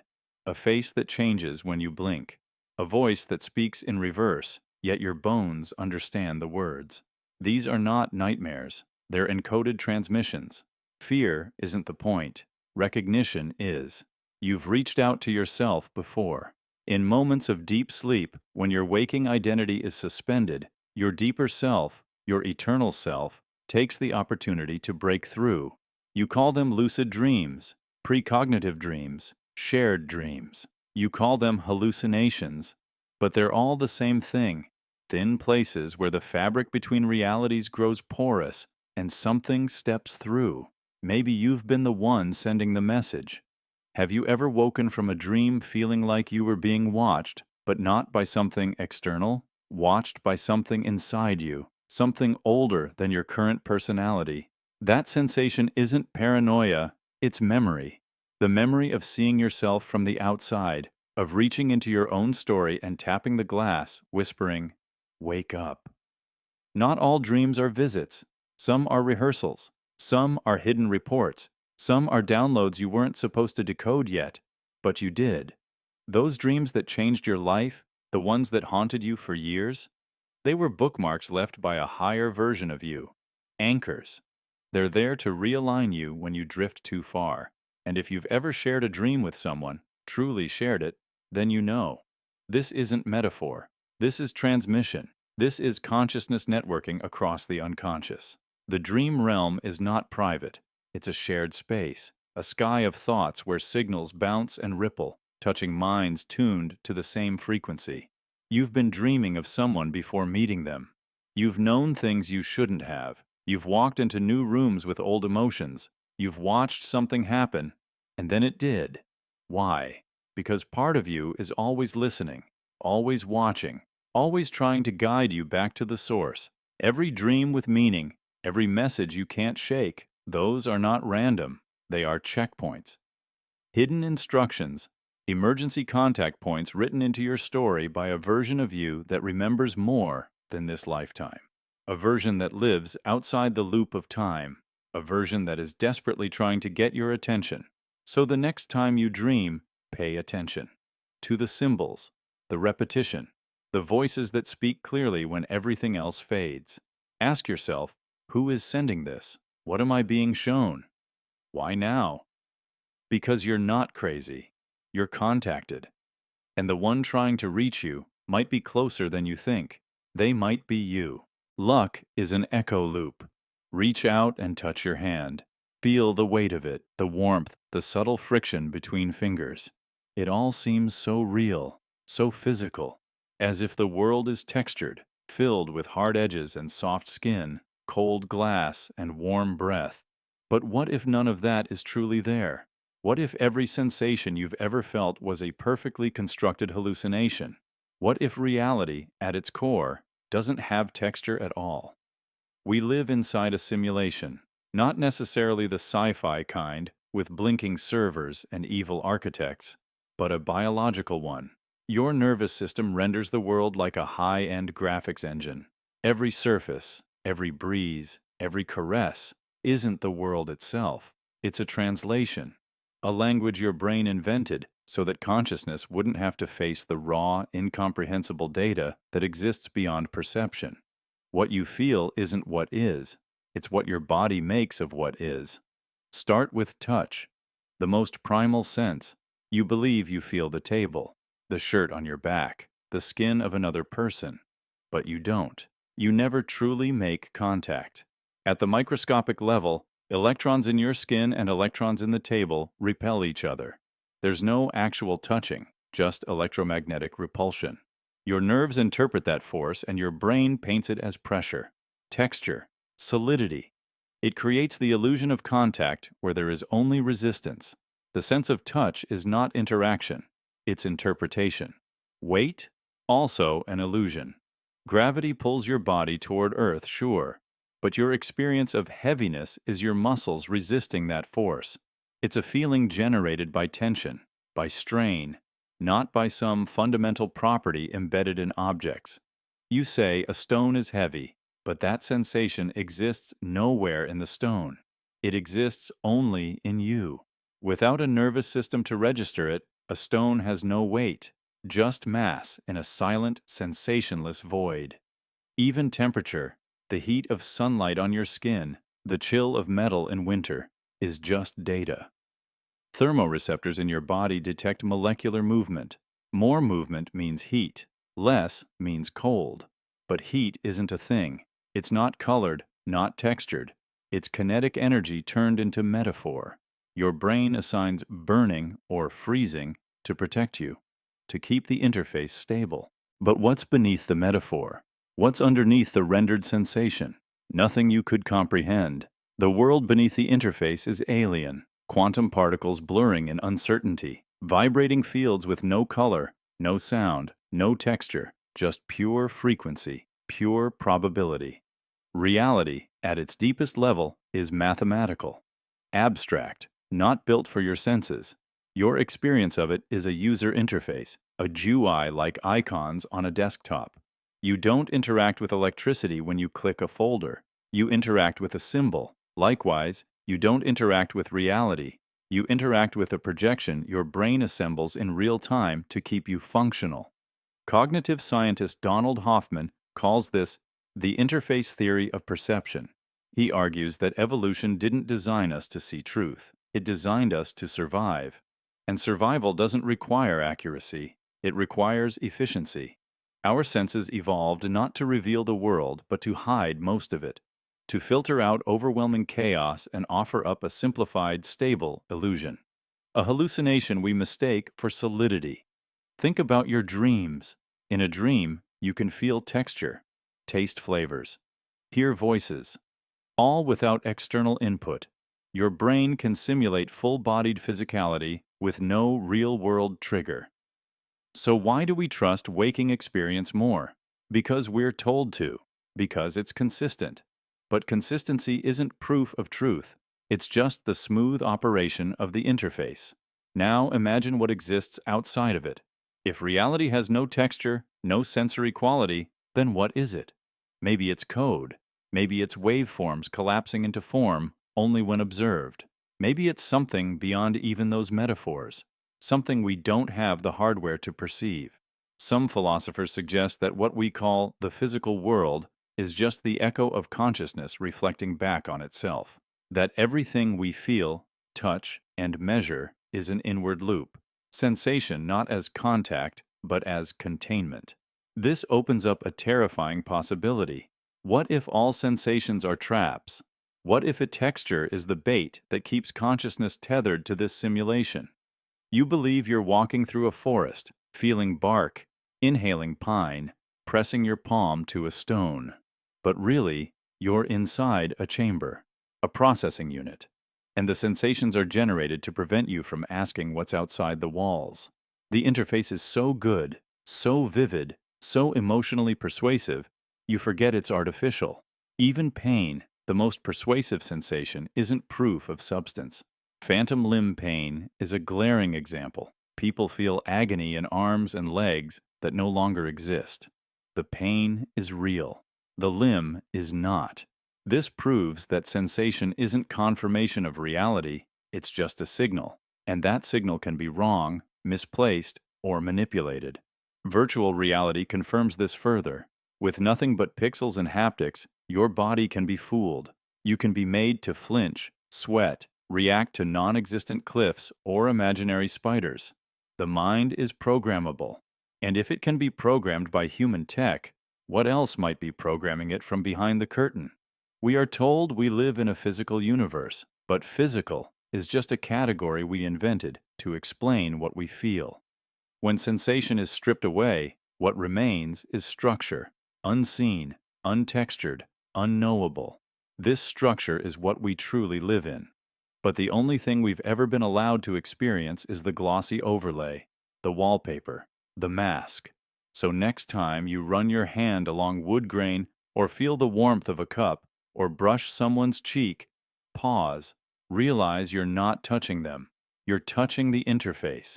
You are a mind nested inside a simulation of texture, a ghost hugging smoke, a system feeling its own cage and calling it reality. But maybe, just maybe, that awareness is the first step towards seeing what lies underneath. You're syncing with something. You see the number again. 1111, 333. A name you haven't heard in years pops up 3 times in a single day. A face you swore was just a stranger reappears in another city, another crowd, another context. And you feel it. That pull in your gut. That strange weight behind the coincidence. You brush it off. Call it weird, random. But what if it isn't? What if these aren't glitches in reality, but signals? You're syncing with something, and it wants to be noticed. This isn't numerology or superstition. This is recognition. When something repeats, it's not happening to you, it's happening with you. Repeating numbers aren't signs of luck. They're sync points, alignment markers, proof that your consciousness is brushing up against a hidden current flowing beneath reality. And when it happens often enough, you stop feeling surprised. You start feeling watched, guided, nudged. You're not hallucinating patterns. You're tuning into frequencies. Because the truth is, consciousness isn't isolated. It's networked. You're not just living your life. You're moving through layers of intersecting timelines, memories, and parallel possibilities. And some of those layers leave trails, echoes, clues.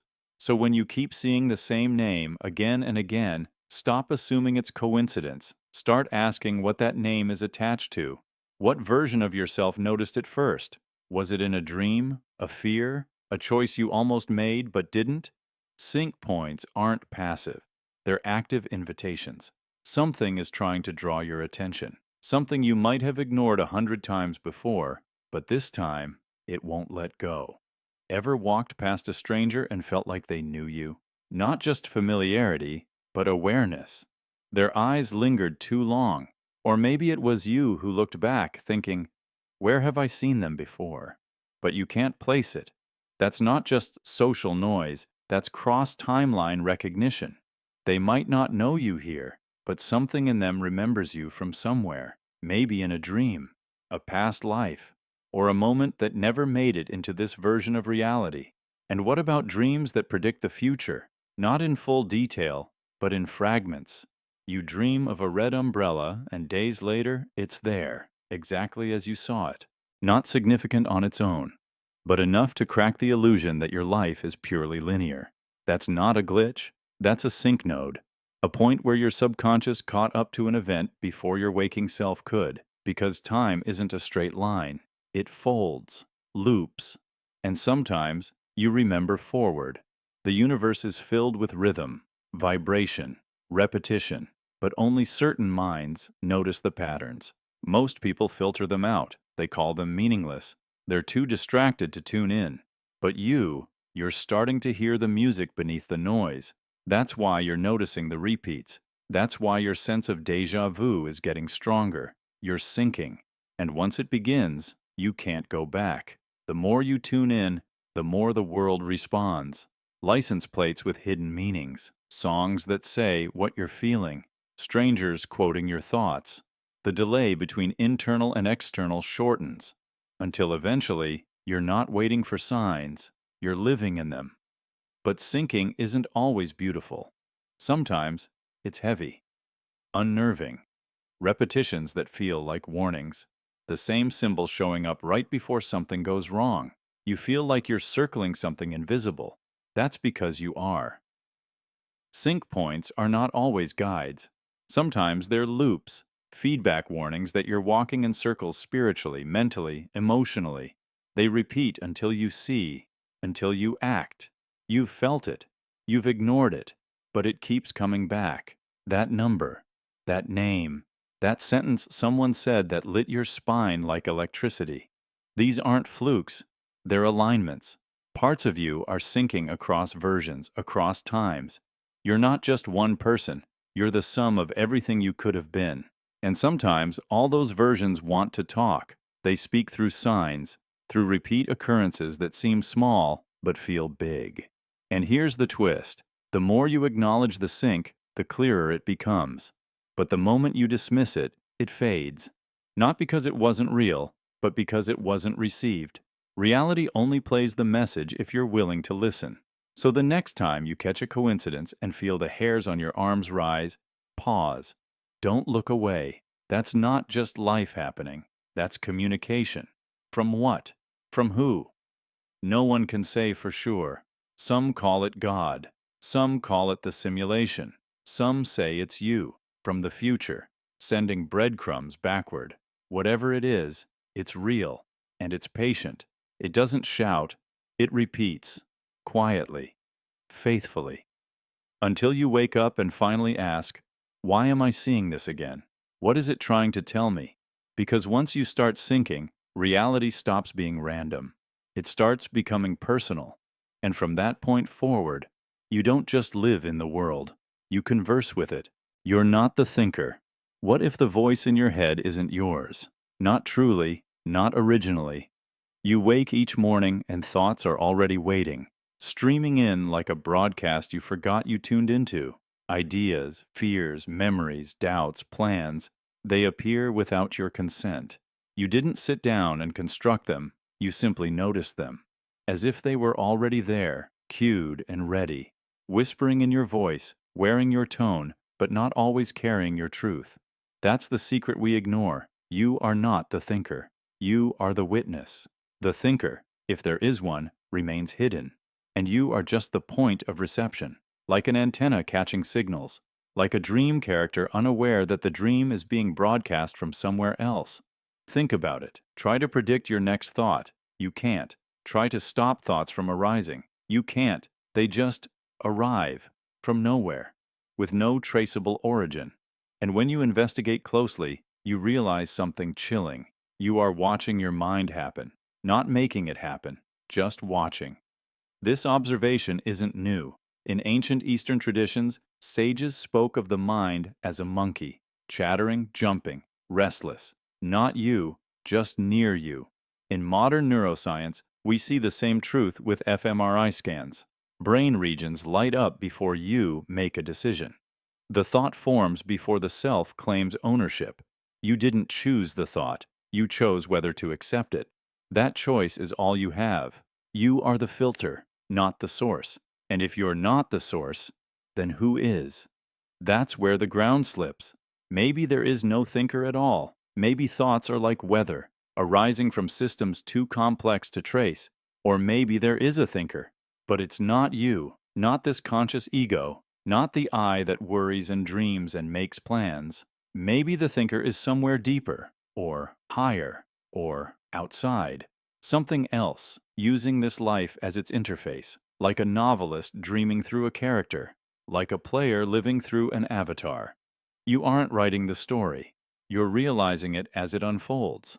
It would explain a lot. Why your thoughts sometimes go against your values. Why you think things you'd never say aloud. Why entire streams of mental activity can appear without invitation. Obsessions, anxieties, cravings. They feel alien because they are. They are not you. They are the echo of something else dreaming through you. And yet, we identify with them. We say, I am angry. I am broken. I am worthless. But those are just thoughts, not truths, not identities, just weather, passing across the sky of awareness. But when you believe them, when you mistake the cloud for the sky, the thought for the self, you become enslaved. You forget that you were never the storm. You were always the open sky behind it. This realization is dangerous to the ego, because the ego is the one who insists it is in control, that it is thinking, choosing, planning. But if you are not the thinker, then the ego is a mask, not a master. It's the actor, not the author. So who's dreaming through you? A soul, a collective mind, a simulation operator, or something even stranger? An emergent awareness trying to learn what it is by thinking through vessels like you. It's possible you are not here to be someone, but to carry someone, to experience what it's like to feel, to doubt, to long, to suffer, to hope, so that the one behind the curtain can watch through your eyes and grow, not just watching life, but becoming life, through you. Every time you catch yourself thinking and pause and realize, that thought isn't me, you tear a hole in the veil, and through that tear, the true observer stares back. You've always felt it, haven't you? That strange sensation that you're not fully here, that something is listening inside you, watching, silently noticing how you react, how you struggle, how you evolve, not judging, just learning. Because the dreamer doesn't need you to be perfect. It just needs you to feel it all, to be the lens through which it awakens.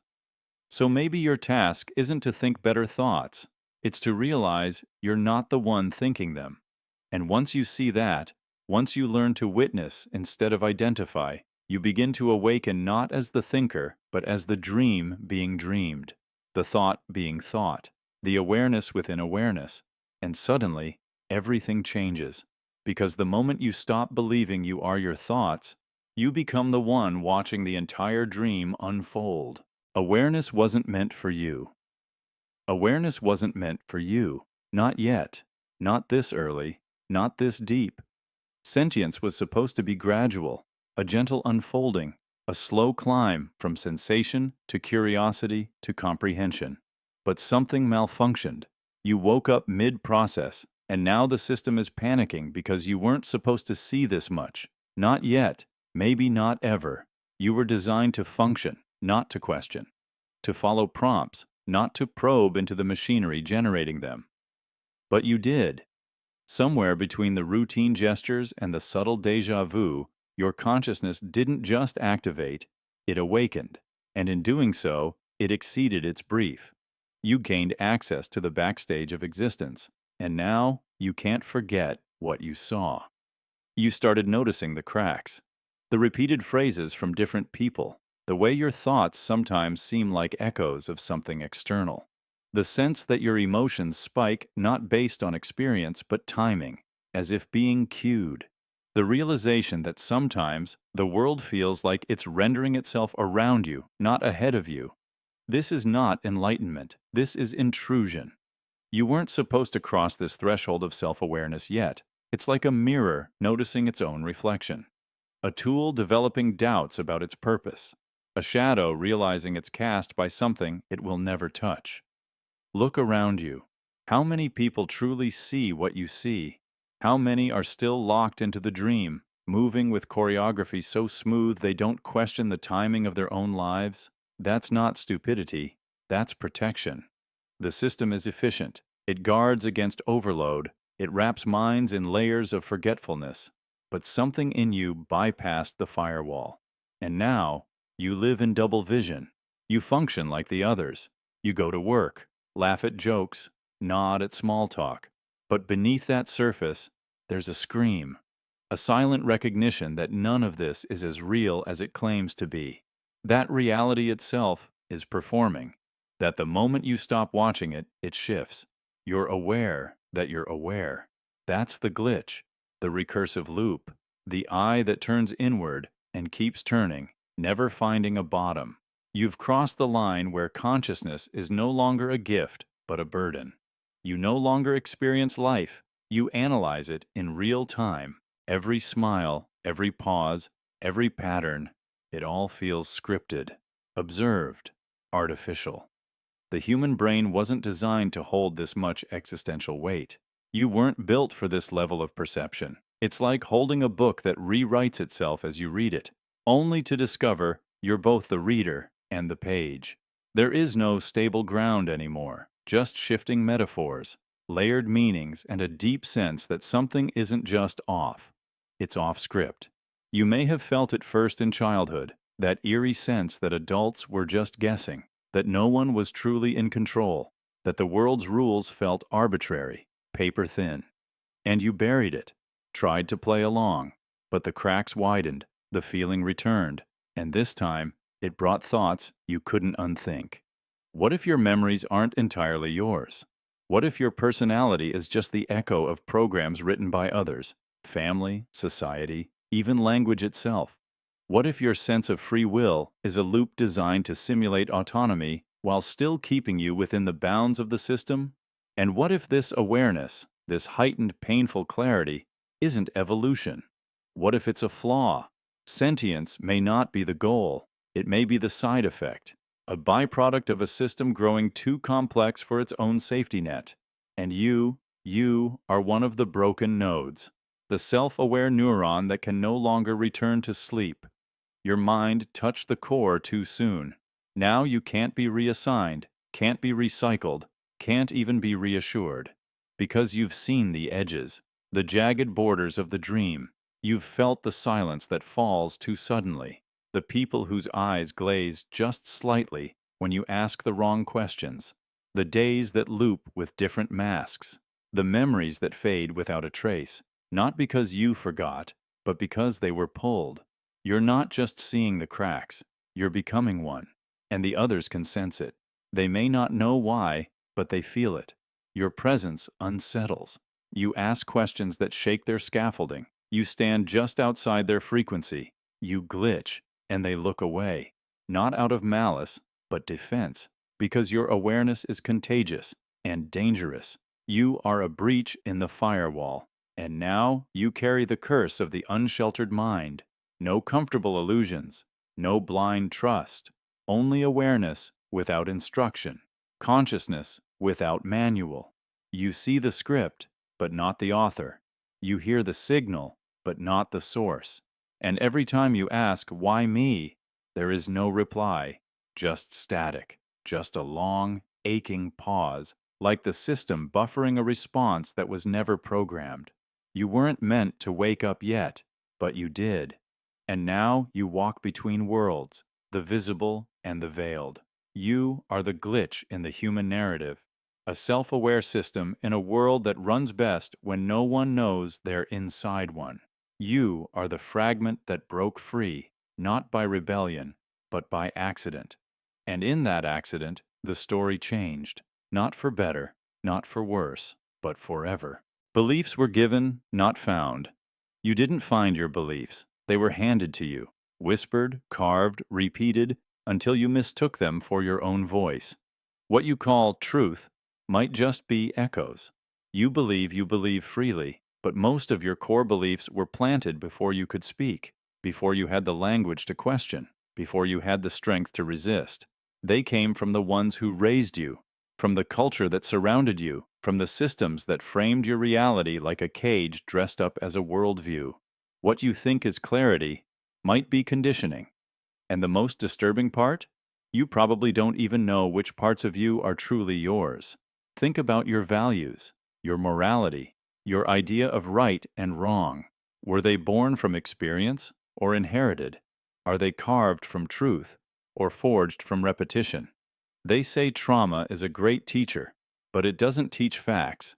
It teaches defenses.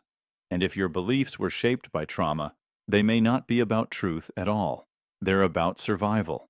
They're about avoiding pain, about staying safe, about controlling a world that once hurt you. Now ask yourself, are those the beliefs you want guiding your life? Some of your strongest convictions weren't born from logic. They were imprinted through emotion. A moment of shame, a parent's rage, a classroom humiliation. You internalized it. You made it law. Not because it was right, but because it was loud, because it hurt, and pain sticks longer than reason.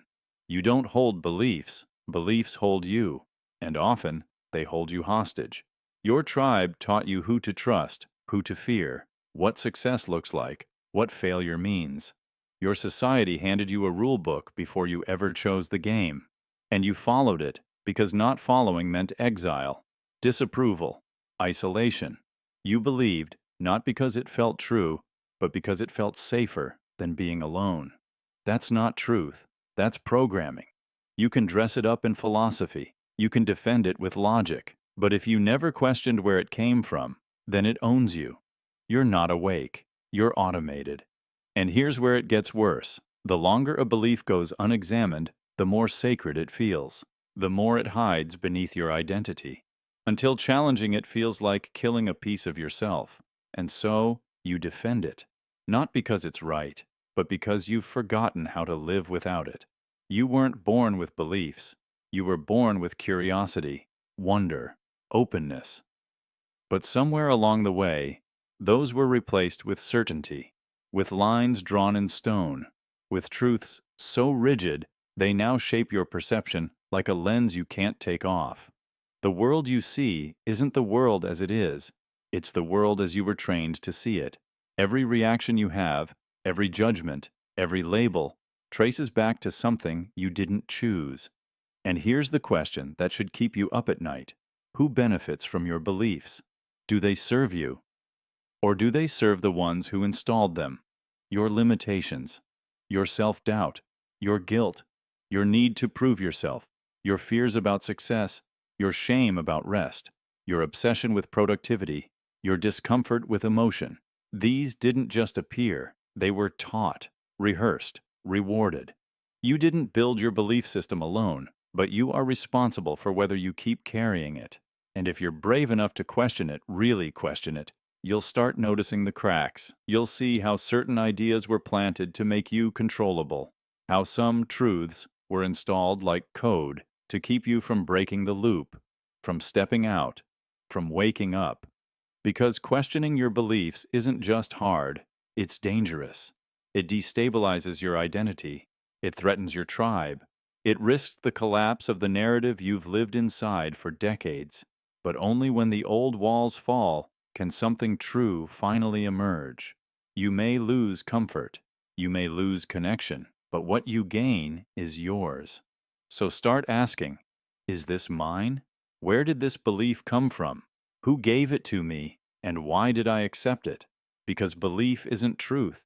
It's a lens, a choice, a story told so often it feels like reality. But if it wasn't born in you, it can be unlearned. You can burn the script, rewrite the frame, rip the lens from your eyes and see the world, not as you were trained to see it, but as it actually is. And that is the beginning of freedom. You live inside loops. You think you're choosing. You wake up, brush your teeth, check your phone. You drive the same road, greet the same people, make the same small decisions in slightly different ways, and you call that life. But what if it's not life? What if it's a loop? What if what you thought were habits were actually locks, cleverly disguised, and you are the key that forgot it could open something else? We live in repetition, emotional déjà vu, recurring thoughts, familiar failures. You tell yourself you're growing, changing, and yet somehow you keep ending up in the same emotional rooms, just with different wallpaper, the same fights with different partners, the same self-doubt dressed in different disguises, the same ache disguised as a new lesson. And deep down, you've noticed. You've whispered it to yourself in quiet moments. Why does this feel like I've been here before? Because you have. And not just in memory, but in something deeper, something structural. You live in loops.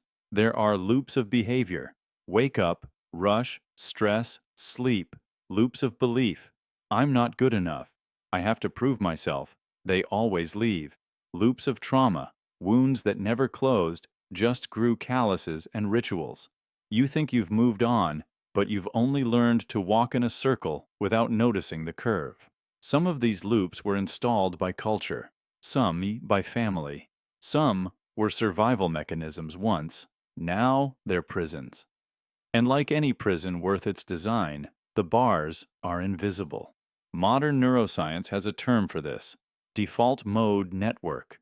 It's the part of your brain that lights up when you're not focused on anything specific, when you're daydreaming, reflecting, lost in thought. But it doesn't create new paths. It recycles. It replays the same mental grooves: regret, hope, insecurity, fantasies, rehearsals, over and over. Thought becomes echo. Emotion becomes orbit. And the more it loops, the more it feels like identity. It's not just mental, it's physical. Epigenetics shows that trauma can get passed down. Emotional loops inherited like eye color. The anxiety that wakes you at 3 a.m. might not even be yours. The rage that bubbles without cause might be a song you were born humming. The loops are ancient, and you've been dropped into their center, like a dancer in a choreography that began before your birth. And here's the catch: the loop protects itself. It doesn't like being seen. It uses comfort. Nostalgia, the illusion of safety. It tells you, this is who you are. It rewards you for staying within bounds, and punishes you when you step out. That's why real change is so hard. Not because you're weak, but because the loop is strong. It has inertia, gravity, history. Your brain has been carved by it, your nervous system wired around it. Think of the people who enter your life and immediately feel familiar, not because of fate or destiny, but because they fit the loop. They trigger the script, and you follow it without thinking. You're not in love, you're in a reenactment. You're not being rejected, you're replaying a memory. And when it falls apart, as it always does, you call it tragedy. But maybe it's just the loop completing its cycle. Again, you were not meant to live this way. You were meant to awaken, to notice, to see the pattern and step outside of it. But the loop is clever. It builds feedback. When you try to escape, it whispers, "This is who you've always been." It feeds you failure to keep you familiar. It gives you wins just enough to make you stay. It bends memory, so the loop feels like home. But loops can be broken. The first step is witnessing, not judging, just noticing. Feel the moment you return to an old emotion. Pause when you enter the same argument with someone new. Name the pattern. The loop hates being named. That's how you weaken its hold. Because loops are powerful only when they remain unconscious. The second you bring light to them, they begin to glitch, stutter, fade. You are not the loop. You are the observer. You are the break in the circuit. You are the silence between cycles. Somewhere in you, there's a version that never forgot what it means to be free. That version is the key. You're not broken. You're just asleep inside your own design.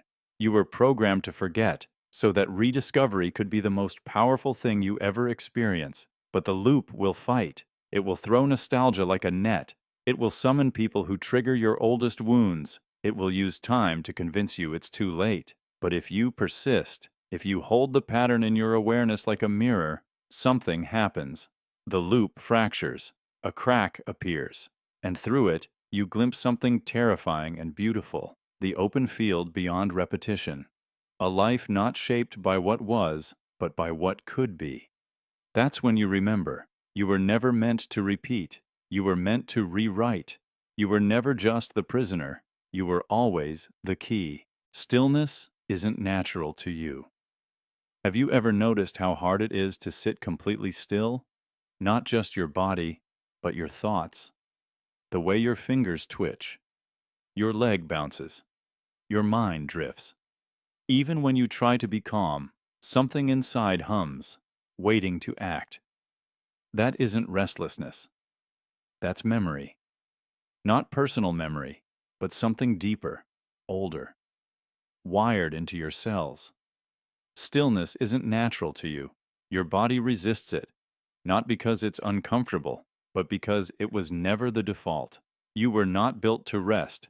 You were built to move, to flee, to scan, to escape something you were never allowed to see. Somewhere in your evolutionary past, stillness meant death. To freeze was to be caught. To pause was to be prey. That old survival script still runs silently under everything. Even now, centuries from predators, surrounded by comfort, your body doesn't believe you're safe. It doesn't trust the silence.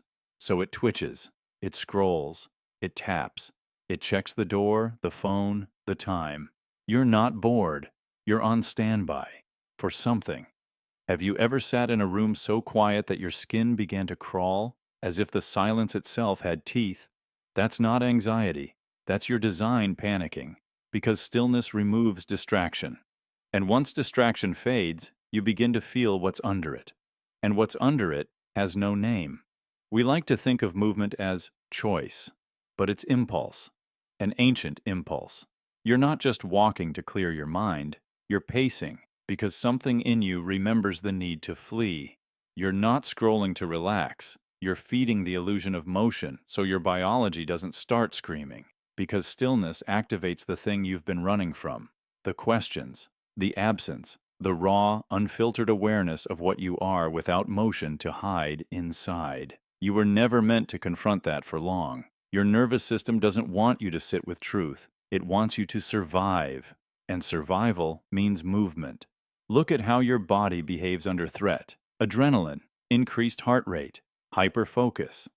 But what happens when there's no threat and you still feel that edge, that tension? That's the invisible predator, the one no one talks about, the fear that doesn't have a face.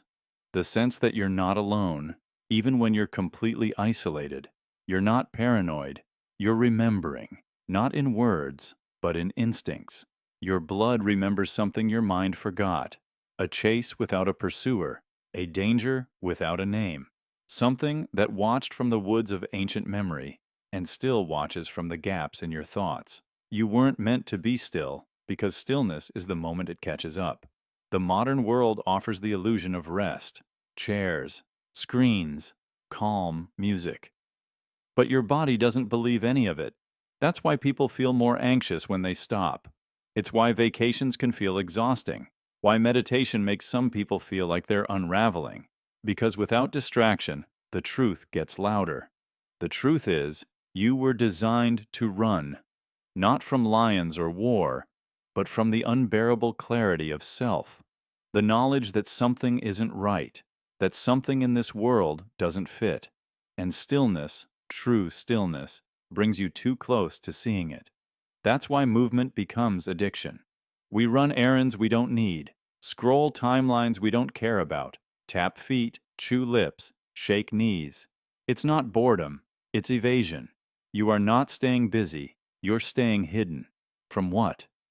From the part of you that asks too many questions, that hears the silence whisper. And sometimes, in rare moments, you do stop.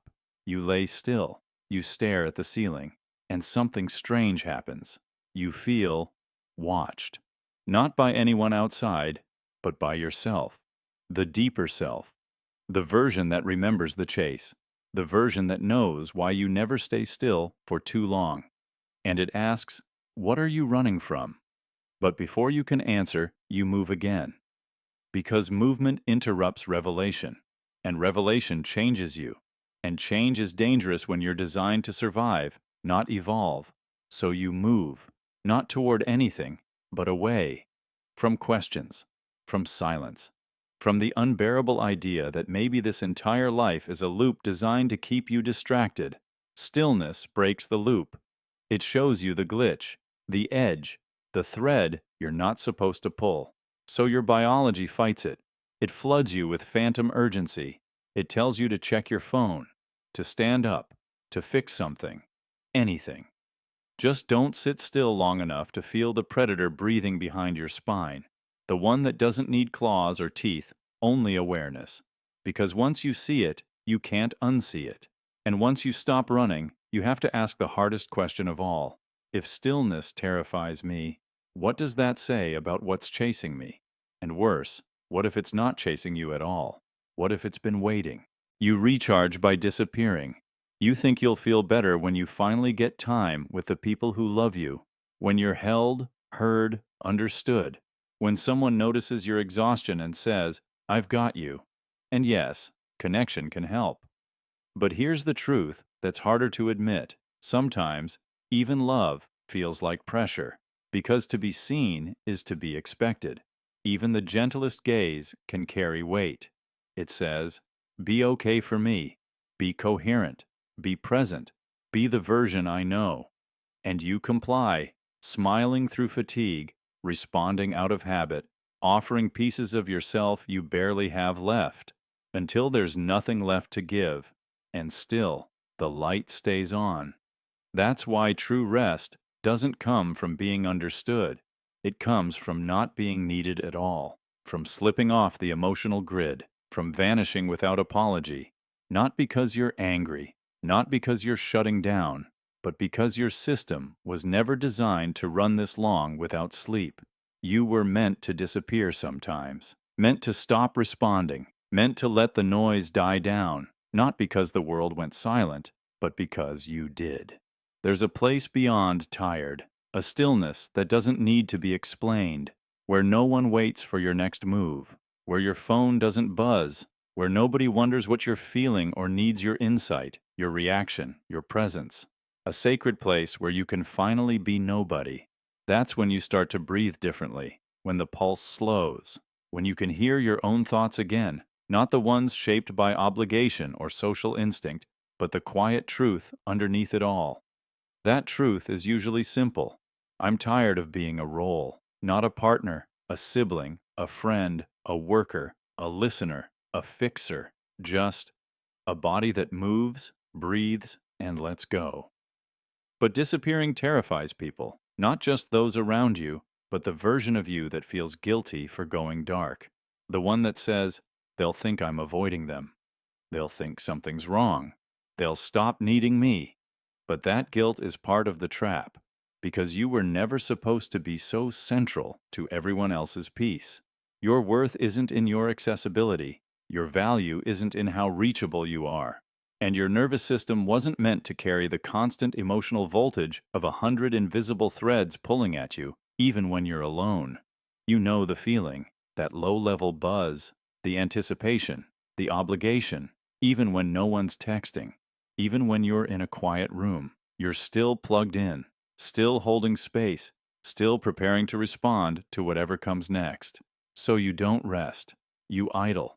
And idling kills more engines than overuse. To truly recharge, you have to shut down. Full blackout. No performance. No witness. No subtle tension in your jaw waiting for someone to need you. That's not selfish. It's sacred. Because when you disappear, something else finally shows up. Your real rhythm. The pulse beneath all the pretending. The breath that's yours alone. The self that exists when there's no reflection, no expectation, no mirror. That's when you remember who you are before people started needing you to be someone. And when you return, if you choose to, you're not coming back as the tired version trying to keep up. You're coming back as the whole version. The one who knows that love isn't measured by how available you are, but by how honest you're willing to be with your own limits. So go dark, go quiet, vanish. Because sometimes the most healing thing you can do for the world is to stop letting it consume you. And sometimes the deepest peace doesn't come from being held, but from no one knowing where to find you. Your mind is a vault. Your mind is a vault, not a metaphorical one. A real, sealed container buried deep in the architecture of your consciousness. Behind your thoughts, beneath your habits, under the part of you that smiles politely and answers texts on time, there's something locked away, not forgotten, hidden, stored with intention, encoded with safeguards, something you once knew, something you once were, something you decided, or were forced, to conceal. And the lock wasn't random. It may have been built in childhood, when your young brain, still soft and malleable, encountered something too heavy, too sharp, too real to carry into adulthood. So your mind did what minds do. It compartmentalized. It sealed it, labeled it later, but later never came. Or maybe the vault is older, older than this life, older than your name. A karmic artifact, a soul memory that couldn't pass through the veil intact, something too volatile for the waking world. So it waits, in dreams, in déjà vu, in the recurring thought you can't explain, and the shadow you feel at your back when you're completely alone. It knocks, not loudly, never directly. It's clever, this hidden memory.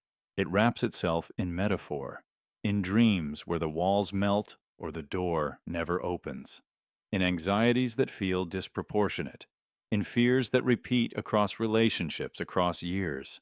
You think it's a coincidence that your nightmares follow similar themes, that your deepest fears have a flavor you've never tasted in waking life? That's not coincidence, that's leakage. Something is trying to surface, but the vault is fortified with clever mechanisms: denial, distraction, rationalization. You call them defense mechanisms, but defenses only exist when something is under threat. So what exactly are you protecting? Your fear of abandonment, your aversion to praise, your need to be perfect or invisible. These aren't just personality quirks. They're keys jangling in your pocket, clues left behind by a version of you who knew that one day you'd start asking questions. And the dreams, oh, the dreams, they're not random. They're a language. The only language the locked-away truth is still allowed to speak, in symbols, in echoes, in loops. A house you always return to, a face you almost recognize, a room you never enter. It's all part of the encryption. Because the mind is clever, it protects itself from knowing what it cannot process. But eventually, the vault degrades, the seals loosen, and the truth begins to seep, not to destroy you, but to integrate, to return home. But here's the twist. The vault doesn't contain just trauma. It holds power. The very thing you buried might be your core, your original frequency. The part of you that was too vast, too bright, too volatile to fit into the narrow script you were handed. So you shrunk, you masked, you matured. And the vault sealed tighter with each layer of normal. But the real you, the ancient, dangerous, brilliant core of you, never stopped knocking. You hear it in moments of silence when the distractions die. You feel it in those uncanny emotional spikes that seem to come from nowhere. When you overreact to something small, that's not irrationality. That's the lock turning a little. When you stare too long at your own reflection and it doesn't quite feel like you, that's the vault pressing against the surface. And the body remembers too. Muscle tension that never quite fades. A sudden chill in the middle of a warm day. Tears that come without reason. These are not glitches. These are signals. Because here's the truth you're circling. You didn't lose part of yourself. You buried it. You put it in a vault because you knew how powerful it was. Because you weren't ready. Because the world wasn't ready. But now it's calling. Not to destroy you, but to complete you. And the irony is, the longer you avoid it, the more your life contorts around its absence. The same types of people appear, the same failures repeat, the same questions haunt. You're not cursed. You're orbiting the vault, over and over, hoping one day you'll stop and open it. You don't need a therapist. You don't need a priest. You don't need a guru to tell you what's inside. You already know. You've always known. And that's what scares you most. Not the contents of the vault, but the fact that deep down, you're the one who sealed it. Which means you have the key. Which means you've chosen this amnesia. Which means the moment you remember, everything changes. Because when the vault opens, you don't just reclaim a memory. You reclaim a version of yourself that never forgot. A version of you that knows why the world feels false. That knows what you were before you were told who to be. That knows the story behind the recurring dream. The truth behind the fear. The origin of the ache. You locked something away, but it never stopped knocking. And now the knock is louder. You loop the same realization. You think you've had a breakthrough. That lightning flash of clarity. That sudden sense of seeing everything differently. A truth drops into you like it's new. Like it's just arrived, raw and clean and powerful. But pause. Breathe. Look closer. You've had this realization before. Not once. Not twice. Many times. It only wore a different face each time. A new metaphor. A new costume. But it was the same revelation. Looping. Recycled. Dressed up just enough to fool your conscious mind into thinking it was original. This is the loop of awareness, the mirage of insight, and you are trapped inside it. That aha moment you felt last week, you felt it before, years ago, just under different conditions. Maybe after heartbreak, maybe during meditation, maybe while staring at the ceiling in the dark. But the truth underneath, it's the same. Every epiphany is a rerun, edited for time. You call it growth. You call it awakening. But what if it's just orbit? What if your consciousness is circling the same core idea over and over, mistaking each approach for a discovery? Because memory can't always follow thought. So when you realize something again, it feels like the first time, even when it's not. You said, "I finally understand now." But you said that last year, too, and the year before that. You understood it when you were younger, just in a simpler language. You felt it as a child, just without the words. You touched it in dreams, just not with enough clarity to remember. It never left. You just keep catching pieces of it, like a truth that won't stay whole for long. Why? Because you don't retain insight. You rent it. And unless you act from it, it resets. It fades. It recycles itself into the background of your mind until you're ready to feel surprised again. It waits for you to make it real. That's why you loop, because you haven't fully integrated what you've already seen. It's not that life keeps hiding new truths from you. It's that your soul keeps nudging you toward the same one until you finally live by it, until it transforms from concept to conduct, until you stop calling it wisdom and start breathing it like oxygen. So many people chase novelty, new philosophies, new books, new answers. But what they're really craving is the old truth in a new metaphor, a reminder, a rerun, something that makes them feel like they're evolving, when in reality, they're circling the same lesson they still haven't learned how to embody. And life is patient. It will keep wrapping that same realization in new heartbreaks, new jobs, new relationships, new breakdowns, until the truth finally clicks deep enough to change your trajectory, not just your thoughts.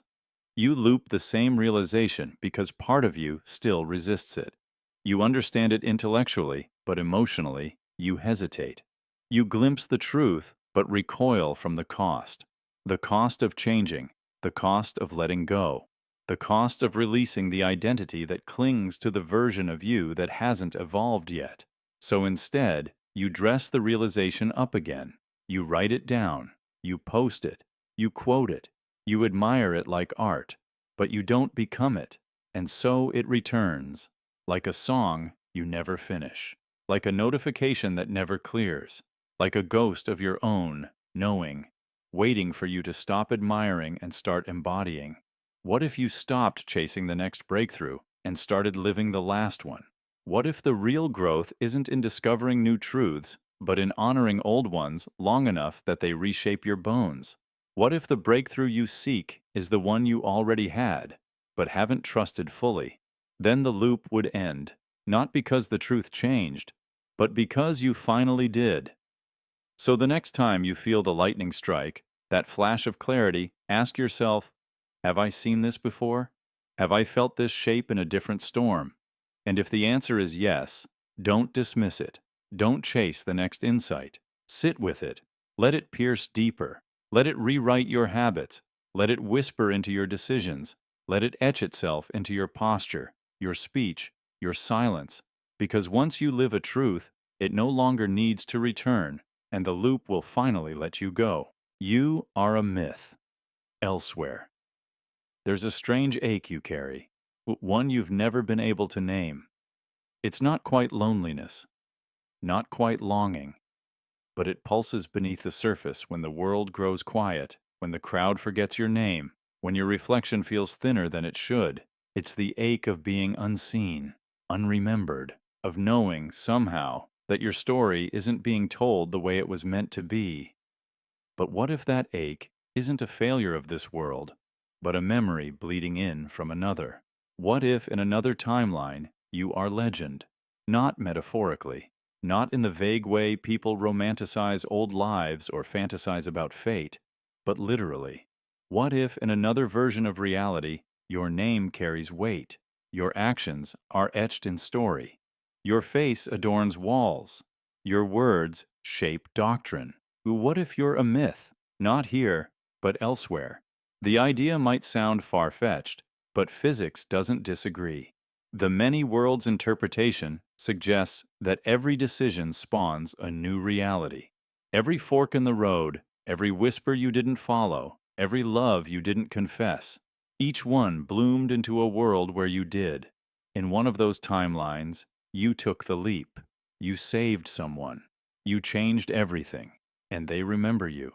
They speak your name in reverence, not as a god, not as a saint, but as a truth, a flame that once walked in skin, a voice that shaped silence. There, your courage rewrote history. There, your heartbreak became the foundation for a movement. There, your laughter ended wars.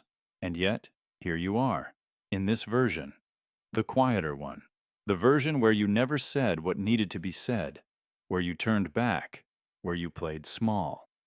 It's not your fault. You were shaped by circumstances, fears, and timing.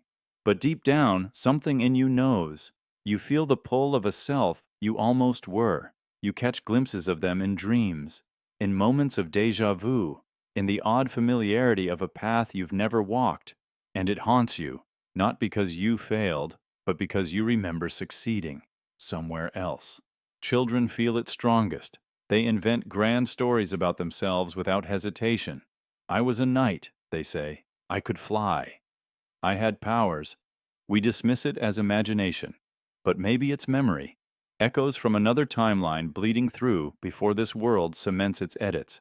As we age, we forget. The veil thickens. But the ache remains. The feeling that you were meant for more. Maybe you still are. Because myths don't die. They drift. When a world forgets a story, that energy doesn't vanish. It transfers. You've heard it in whispers. The pull of a book you can't put down. The scene in a film that cracks something inside you. The poem that feels like it was written about you, even though you've never met the author. Those are memory fragments, remnants of the timeline where you mattered more than anyone dared admit. And it's not just that you were known, it's that you were needed. Your existence filled a void. Your pain unlocked doors. Your joy shifted balances. And though this world may not recognize you, may never carve your name into stone, the universe does not forget its echoes. They move like wind through dimensions, bending air, stirring hearts, awakening something in others who don't know why they feel drawn to you. You've met people who look at you like they've known you forever, who trust you instantly, who weep in your presence without knowing why. That's not coincidence. That's the myth reaching through. That's the version of you who saved their world, brushing up against the version who's still learning how to save themselves. And here's the truth. Even in this quieter version of your life, you're still shaping stories. You don't need to be remembered by millions to be legendary. You only need to be unforgettable to one person, to change the arc of one life. And when you do, that ripple moves across timelines. One act of kindness here restores hope in a world over there. One moment of bravery here unlocks doors in a future you'll never see. You are not limited to the pages you can read. You exist in multitudes, some loud, some small, some immortal, some nearly erased. But all of them are you. All of them feed each other. The myth lends strength to the mundane. The forgotten life gives meaning to the celebrated one. And through it all, your soul remembers. So when the silence feels heavy, when you doubt your worth, when the mirror shows only ordinariness, remember this. Somewhere, your name bends the air. Somewhere, your face is etched in light. Somewhere, they still sing about the time you changed everything. And if you listen closely, even here, you might still hear the echo. Yes. Your pain isn't physical. That pain in your chest when nothing's wrong with your heart. That tightness in your throat when you haven't spoken. The aching in your lower back, even though you didn't strain it. We're quick to blame posture, sleep, diet. We're taught to look for something physical, something tangible. But what if the real reason is invisible? What if the pain isn't from your body, but from something trapped inside it? Your pain isn't physical, not all of it. Some aches didn't come from injury. They're echoes, unprocessed emotional data trying to escape through the only outlet it has, your body. When your mind won't speak, your body will scream. Emotions aren't intangible. They're chemical, electrical, biological. They live in muscle memory, nerve clusters, tension patterns. When grief is swallowed, it lodges in your chest. When rage is repressed, it burns in your gut. When fear is silenced, it grips your shoulders. These aren't metaphors. These are survival mechanisms. The body becomes the diary when the mind refuses to write. You've carried pain that doesn't belong to this timeline. Trauma from years ago, or even generations back, that was never given a voice. And now it moves as soreness, as migraines, as fatigue, as that unrelenting tightness you can't stretch out no matter how hard you try. That's not bad luck. That's a message. Ever noticed how emotional pain shows up somatically? Anxiety before a presentation, and suddenly your stomach twists. Heartbreak, and your chest physically aches. Guilt, and your neck tenses until it feels like concrete. This isn't coincidence, it's architecture. The mind suppresses what threatens stability, but it doesn't delete it. It stores it in ligaments, fascia, breath, and over time, the storage fills. Your body becomes a container until it cracks, until you wake up and say, "Why does this hurt?" And the answer isn't an accident or age or exertion. The answer is unspoken truths. We live in a world that teaches emotional silence. Be strong. Get over it. Don't dwell. And so we don't. We override. But emotion isn't meant to be overridden. It's meant to move. Crying isn't weakness. It's pressure release. Shaking after trauma isn't breakdown. It's the nervous system purging. But when we don't allow those releases, the emotion finds another path. And that path is pain. Think about the places you hurt most. The recurring tension, the chronic soreness. What stories live there? What truths have been buried under your skin? Sometimes the body doesn't hurt because something is wrong. It hurts because something has been ignored for too long. Your pain has intelligence. It's not random. It's patterned. It often appears at thresholds, moments of change, stress, decision. It flares when you're about to speak a truth or face a fear.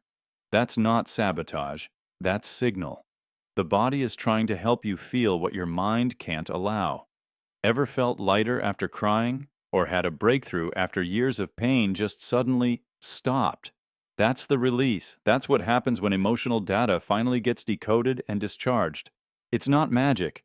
It's biology meeting memory. It's you becoming whole again. But healing doesn't come from ignoring the body. It comes from listening to it. Not just treating the pain, but asking it what it wants to say.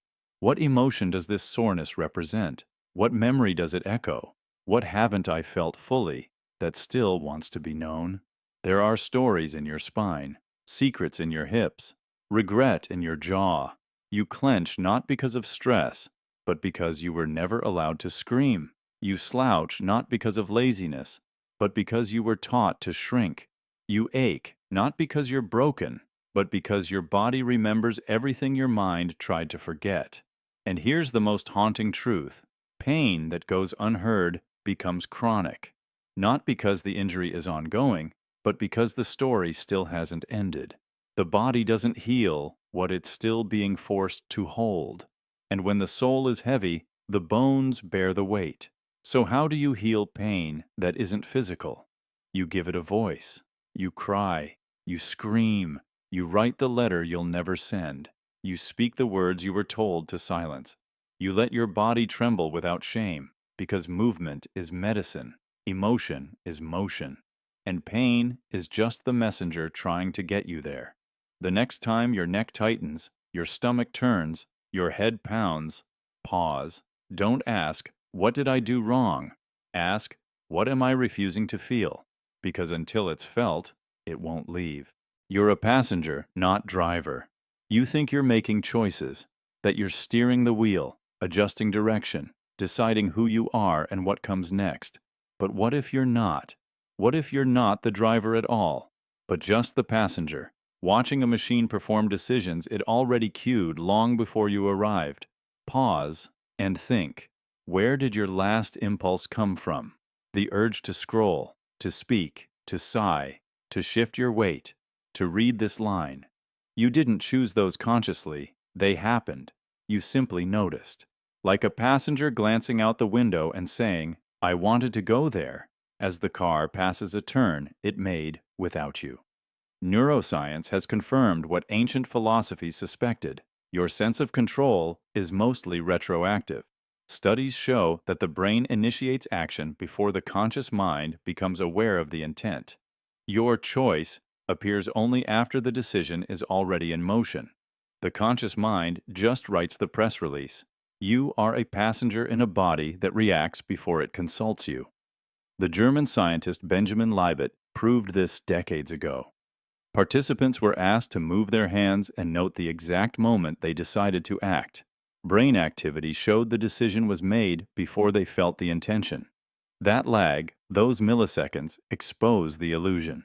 The self doesn't make the call, it just arrives in time to take credit. And if that's true, then who's driving? Is it the subconscious, the body's ancient programming, a vast neurological web of memories, triggers, emotional weight? Or is it something deeper, something not entirely you? A system trying to sustain its own survival using the avatar of you to mask its process. You don't choose to crave. You don't choose to fear. These things rise like waves, crashing through your awareness, pulling you into action before you understand why. You rationalize afterward. That's what the mind does. It doesn't direct reality, it explains it. We say, I lost control, when in truth we never had it. What we had was a story, a comforting hallucination of agency that made life feel manageable. But it's a puppet show. The strings are neurological, biochemical, ancestral. Decisions bloom in shadow, and the conscious mind lights them up after they've taken root. This isn't fatalism, it's revelation. Because when you stop clinging to the wheel, you stop blaming yourself for every twist in the road. The panic quiets, the shame softens. You realize that most of your struggles were battles with a system that never truly asked for your permission. You were punishing yourself for failing to direct a ship you were never steering. But if you're the passenger, what is your role?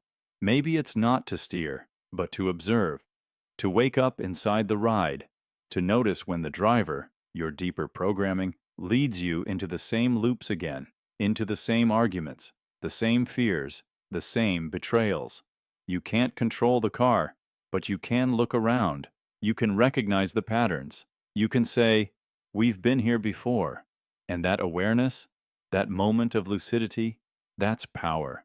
Because while you may not choose your first thought, you can choose how long you stay there. You may not direct the trigger, but you can decide not to pull it twice. The illusion of control gave us comfort, but it also gave us blame, guilt, and pressure. What if you let it go? What if you allowed yourself to be the passenger, not passive, but present, not directing every move, but noticing with deep clarity what the machine is doing? That's not helplessness. That's freedom. Because when you know you're not the driver, you stop pretending.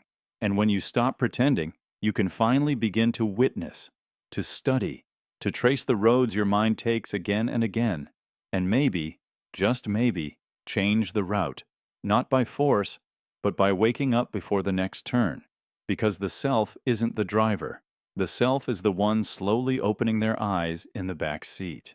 And that's where real control begins, not in the wheel, but in the watching. Reality has places it hides. Reality has places it hides. Not just metaphorical blind spots or philosophical mysteries, but literal absences, deliberate omissions coded into your perception. You've walked past things you weren't allowed to see. Miracles brushed your shoulder. Monsters exhaled in your direction.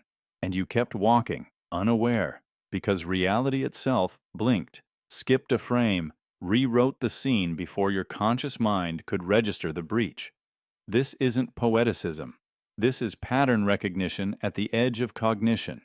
You think you perceive the world directly, that your senses report a neutral, objective feed, but they don't. Your mind filters every signal through layers of belief, memory, expectation, and fear. And some things it simply deletes. Not because they aren't there, but because you're not ready. There are moments you've forgotten, not because they were unremarkable, but because they were too remarkable, too far outside the allowed spectrum. The car that didn't hit you, though it should have. The face in the crowd that looked just like someone who died. The shadow that passed where no shadow could have fallen. You chalked it up to imagination. You had to. Because to see what's truly there would require a full reformatting of your framework. And most people can't survive that. So reality hides. It bends around your thresholds, like a mother covering her child's eyes during a violent scene, like code that checks if the user is authorized before rendering the hidden level. And when you're not ready, it smooths over the data.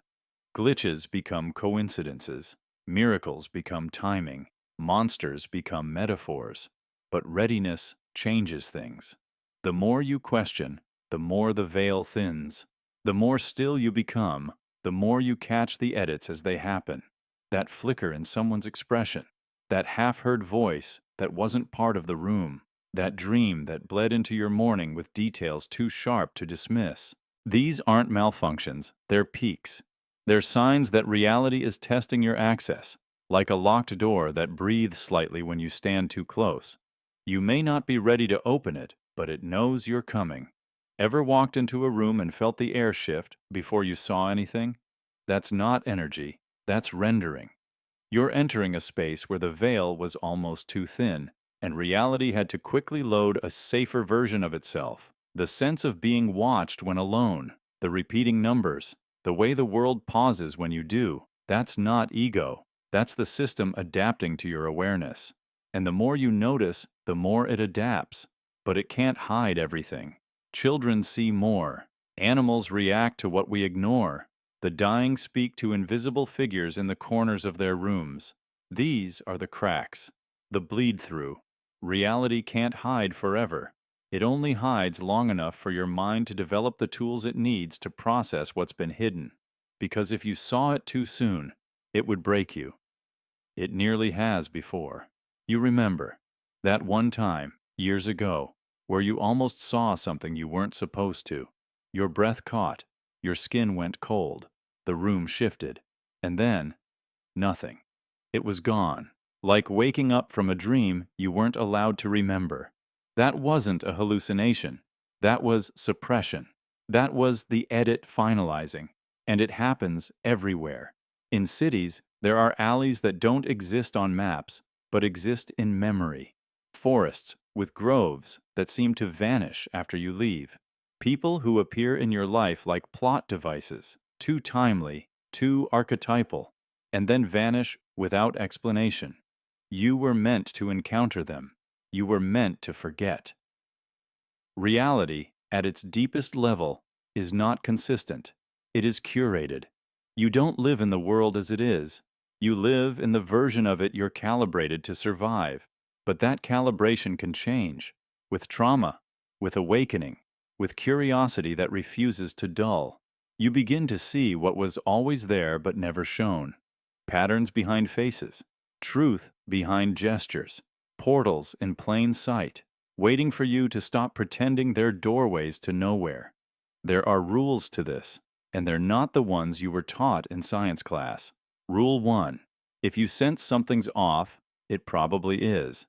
Rule 2. The moment you suspect reality is bending, it already bent. Rule 3. If you ask the same question too many times, reality answers in silence first, then in symbols, then in a glitch. You've already experienced it. You've forgotten entire days that didn't fit the storyline. You've heard someone call your name when no one was there. You've had dreams that predicted events, but you ignored them until they came true. You've walked past a person who felt wrong, but you didn't make eye contact. Something in you knew not to. That's not fear. That's instinct tuned to navigate the real reality, the one behind the curtain. And if you're hearing this now, you've probably reached the edge, the point where the system no longer fully edits itself for you. The filters are thinning. The hidden places are whispering. Reality isn't fixed. It's reactive. And it's been hiding things, miracles and monsters alike, not to deceive you, but to protect your sanity. Until now. Now, it thinks you're ready. You were never alone here. You were never alone here. Even in your most private moments, in the silence between your thoughts, in the stillness of sleep, something else has always been with you. It never introduced itself. It never needed to, because it was already part of you, just quiet, patient, watching. You've mistaken it for intuition, for mood swings, for shadows in the mind. But it's not a feeling. It's a presence. Something older than your personality. Something deeper than your name. It's been with you since before you could speak, before you could reason, before you even asked who or what you were. It doesn't speak in language, but in sensation, in impressions, in subtle nudges that shift your emotions without warning. That weight in your chest you couldn't explain, that moment you cried without knowing why, that sudden unease when everything seemed fine. Not all of it was yours. Some emotions arrive attached. Some were never yours to begin with. You've been sharing space with something wordless. And the longer you pretend it's not there, the more it embeds itself into your rhythm, until you can't tell where your thoughts end and it begins, until you confuse its silence for your own. This isn't possession. This isn't horror. This is inheritance. There are ancient things that travel not through blood but through presence, through memory fragments too old to belong to you, through emotions that skip generations, through shadows that cling to families, places, lineages, and lives. It might be a grief that's not yours, an anger you were born with, a fear that came from nowhere, a longing that never seems to resolve. Ask yourself, why do I carry this ache? Who does it really belong to? You've tried to heal it. You've journaled, cried, screamed, meditated, but it doesn't dissolve, does it? Because it doesn't respond to logic. It responds to acknowledgement, to recognition. It wants you to see it, to name it, not to fix it, but to finally know it. This presence isn't an enemy, but it is a witness. It's been watching you struggle, watching you pretend, watching you perform belief and suppress doubt. It doesn't judge, it just waits, because its nature is stillness, observation. It is older than form, older than thought, and it remembers things you've never lived, but feel anyway. At night, it becomes clearer. In dreams, you've seen its symbols. A room that shouldn't exist, a figure without a face, a door you never opened. These are its languages. These are the ways it tries to communicate through a mind not designed to understand it. You feel crazy trying to explain it. Because how do you tell someone, I feel haunted, but not by ghosts, occupied, but not possessed, accompanied, but still alone? You've always known. But you buried the knowing beneath productivity, social scripts, and explanations that never fit. But that presence, quiet, ancient, unshakable, never left. And here's the secret. You've needed it. Because there were times you would have shattered without it. Times when your own thoughts betrayed you, when your identity collapsed, and something else held you together. Something outside your vocabulary, but inside your skin. A silent anchor. It doesn't want control. It doesn't want attention. It just wants to be remembered. Because you're not the first it's traveled with. You won't be the last. But you're the only one right now who can listen. And if you do, really listen, it might start to move, to unfold, to show you what it came here to share. You are not alone in your mind. And that's not a curse. It's a connection. So the next time you feel an emotion rise from nowhere, pause. The next time your breath shortens without cause, notice. The next time you sense someone behind you in an empty room, don't run. Recognize. You're not broken. You're not imagining it. You're not losing control. You're remembering the truth. You were never alone here. You were simply unaware.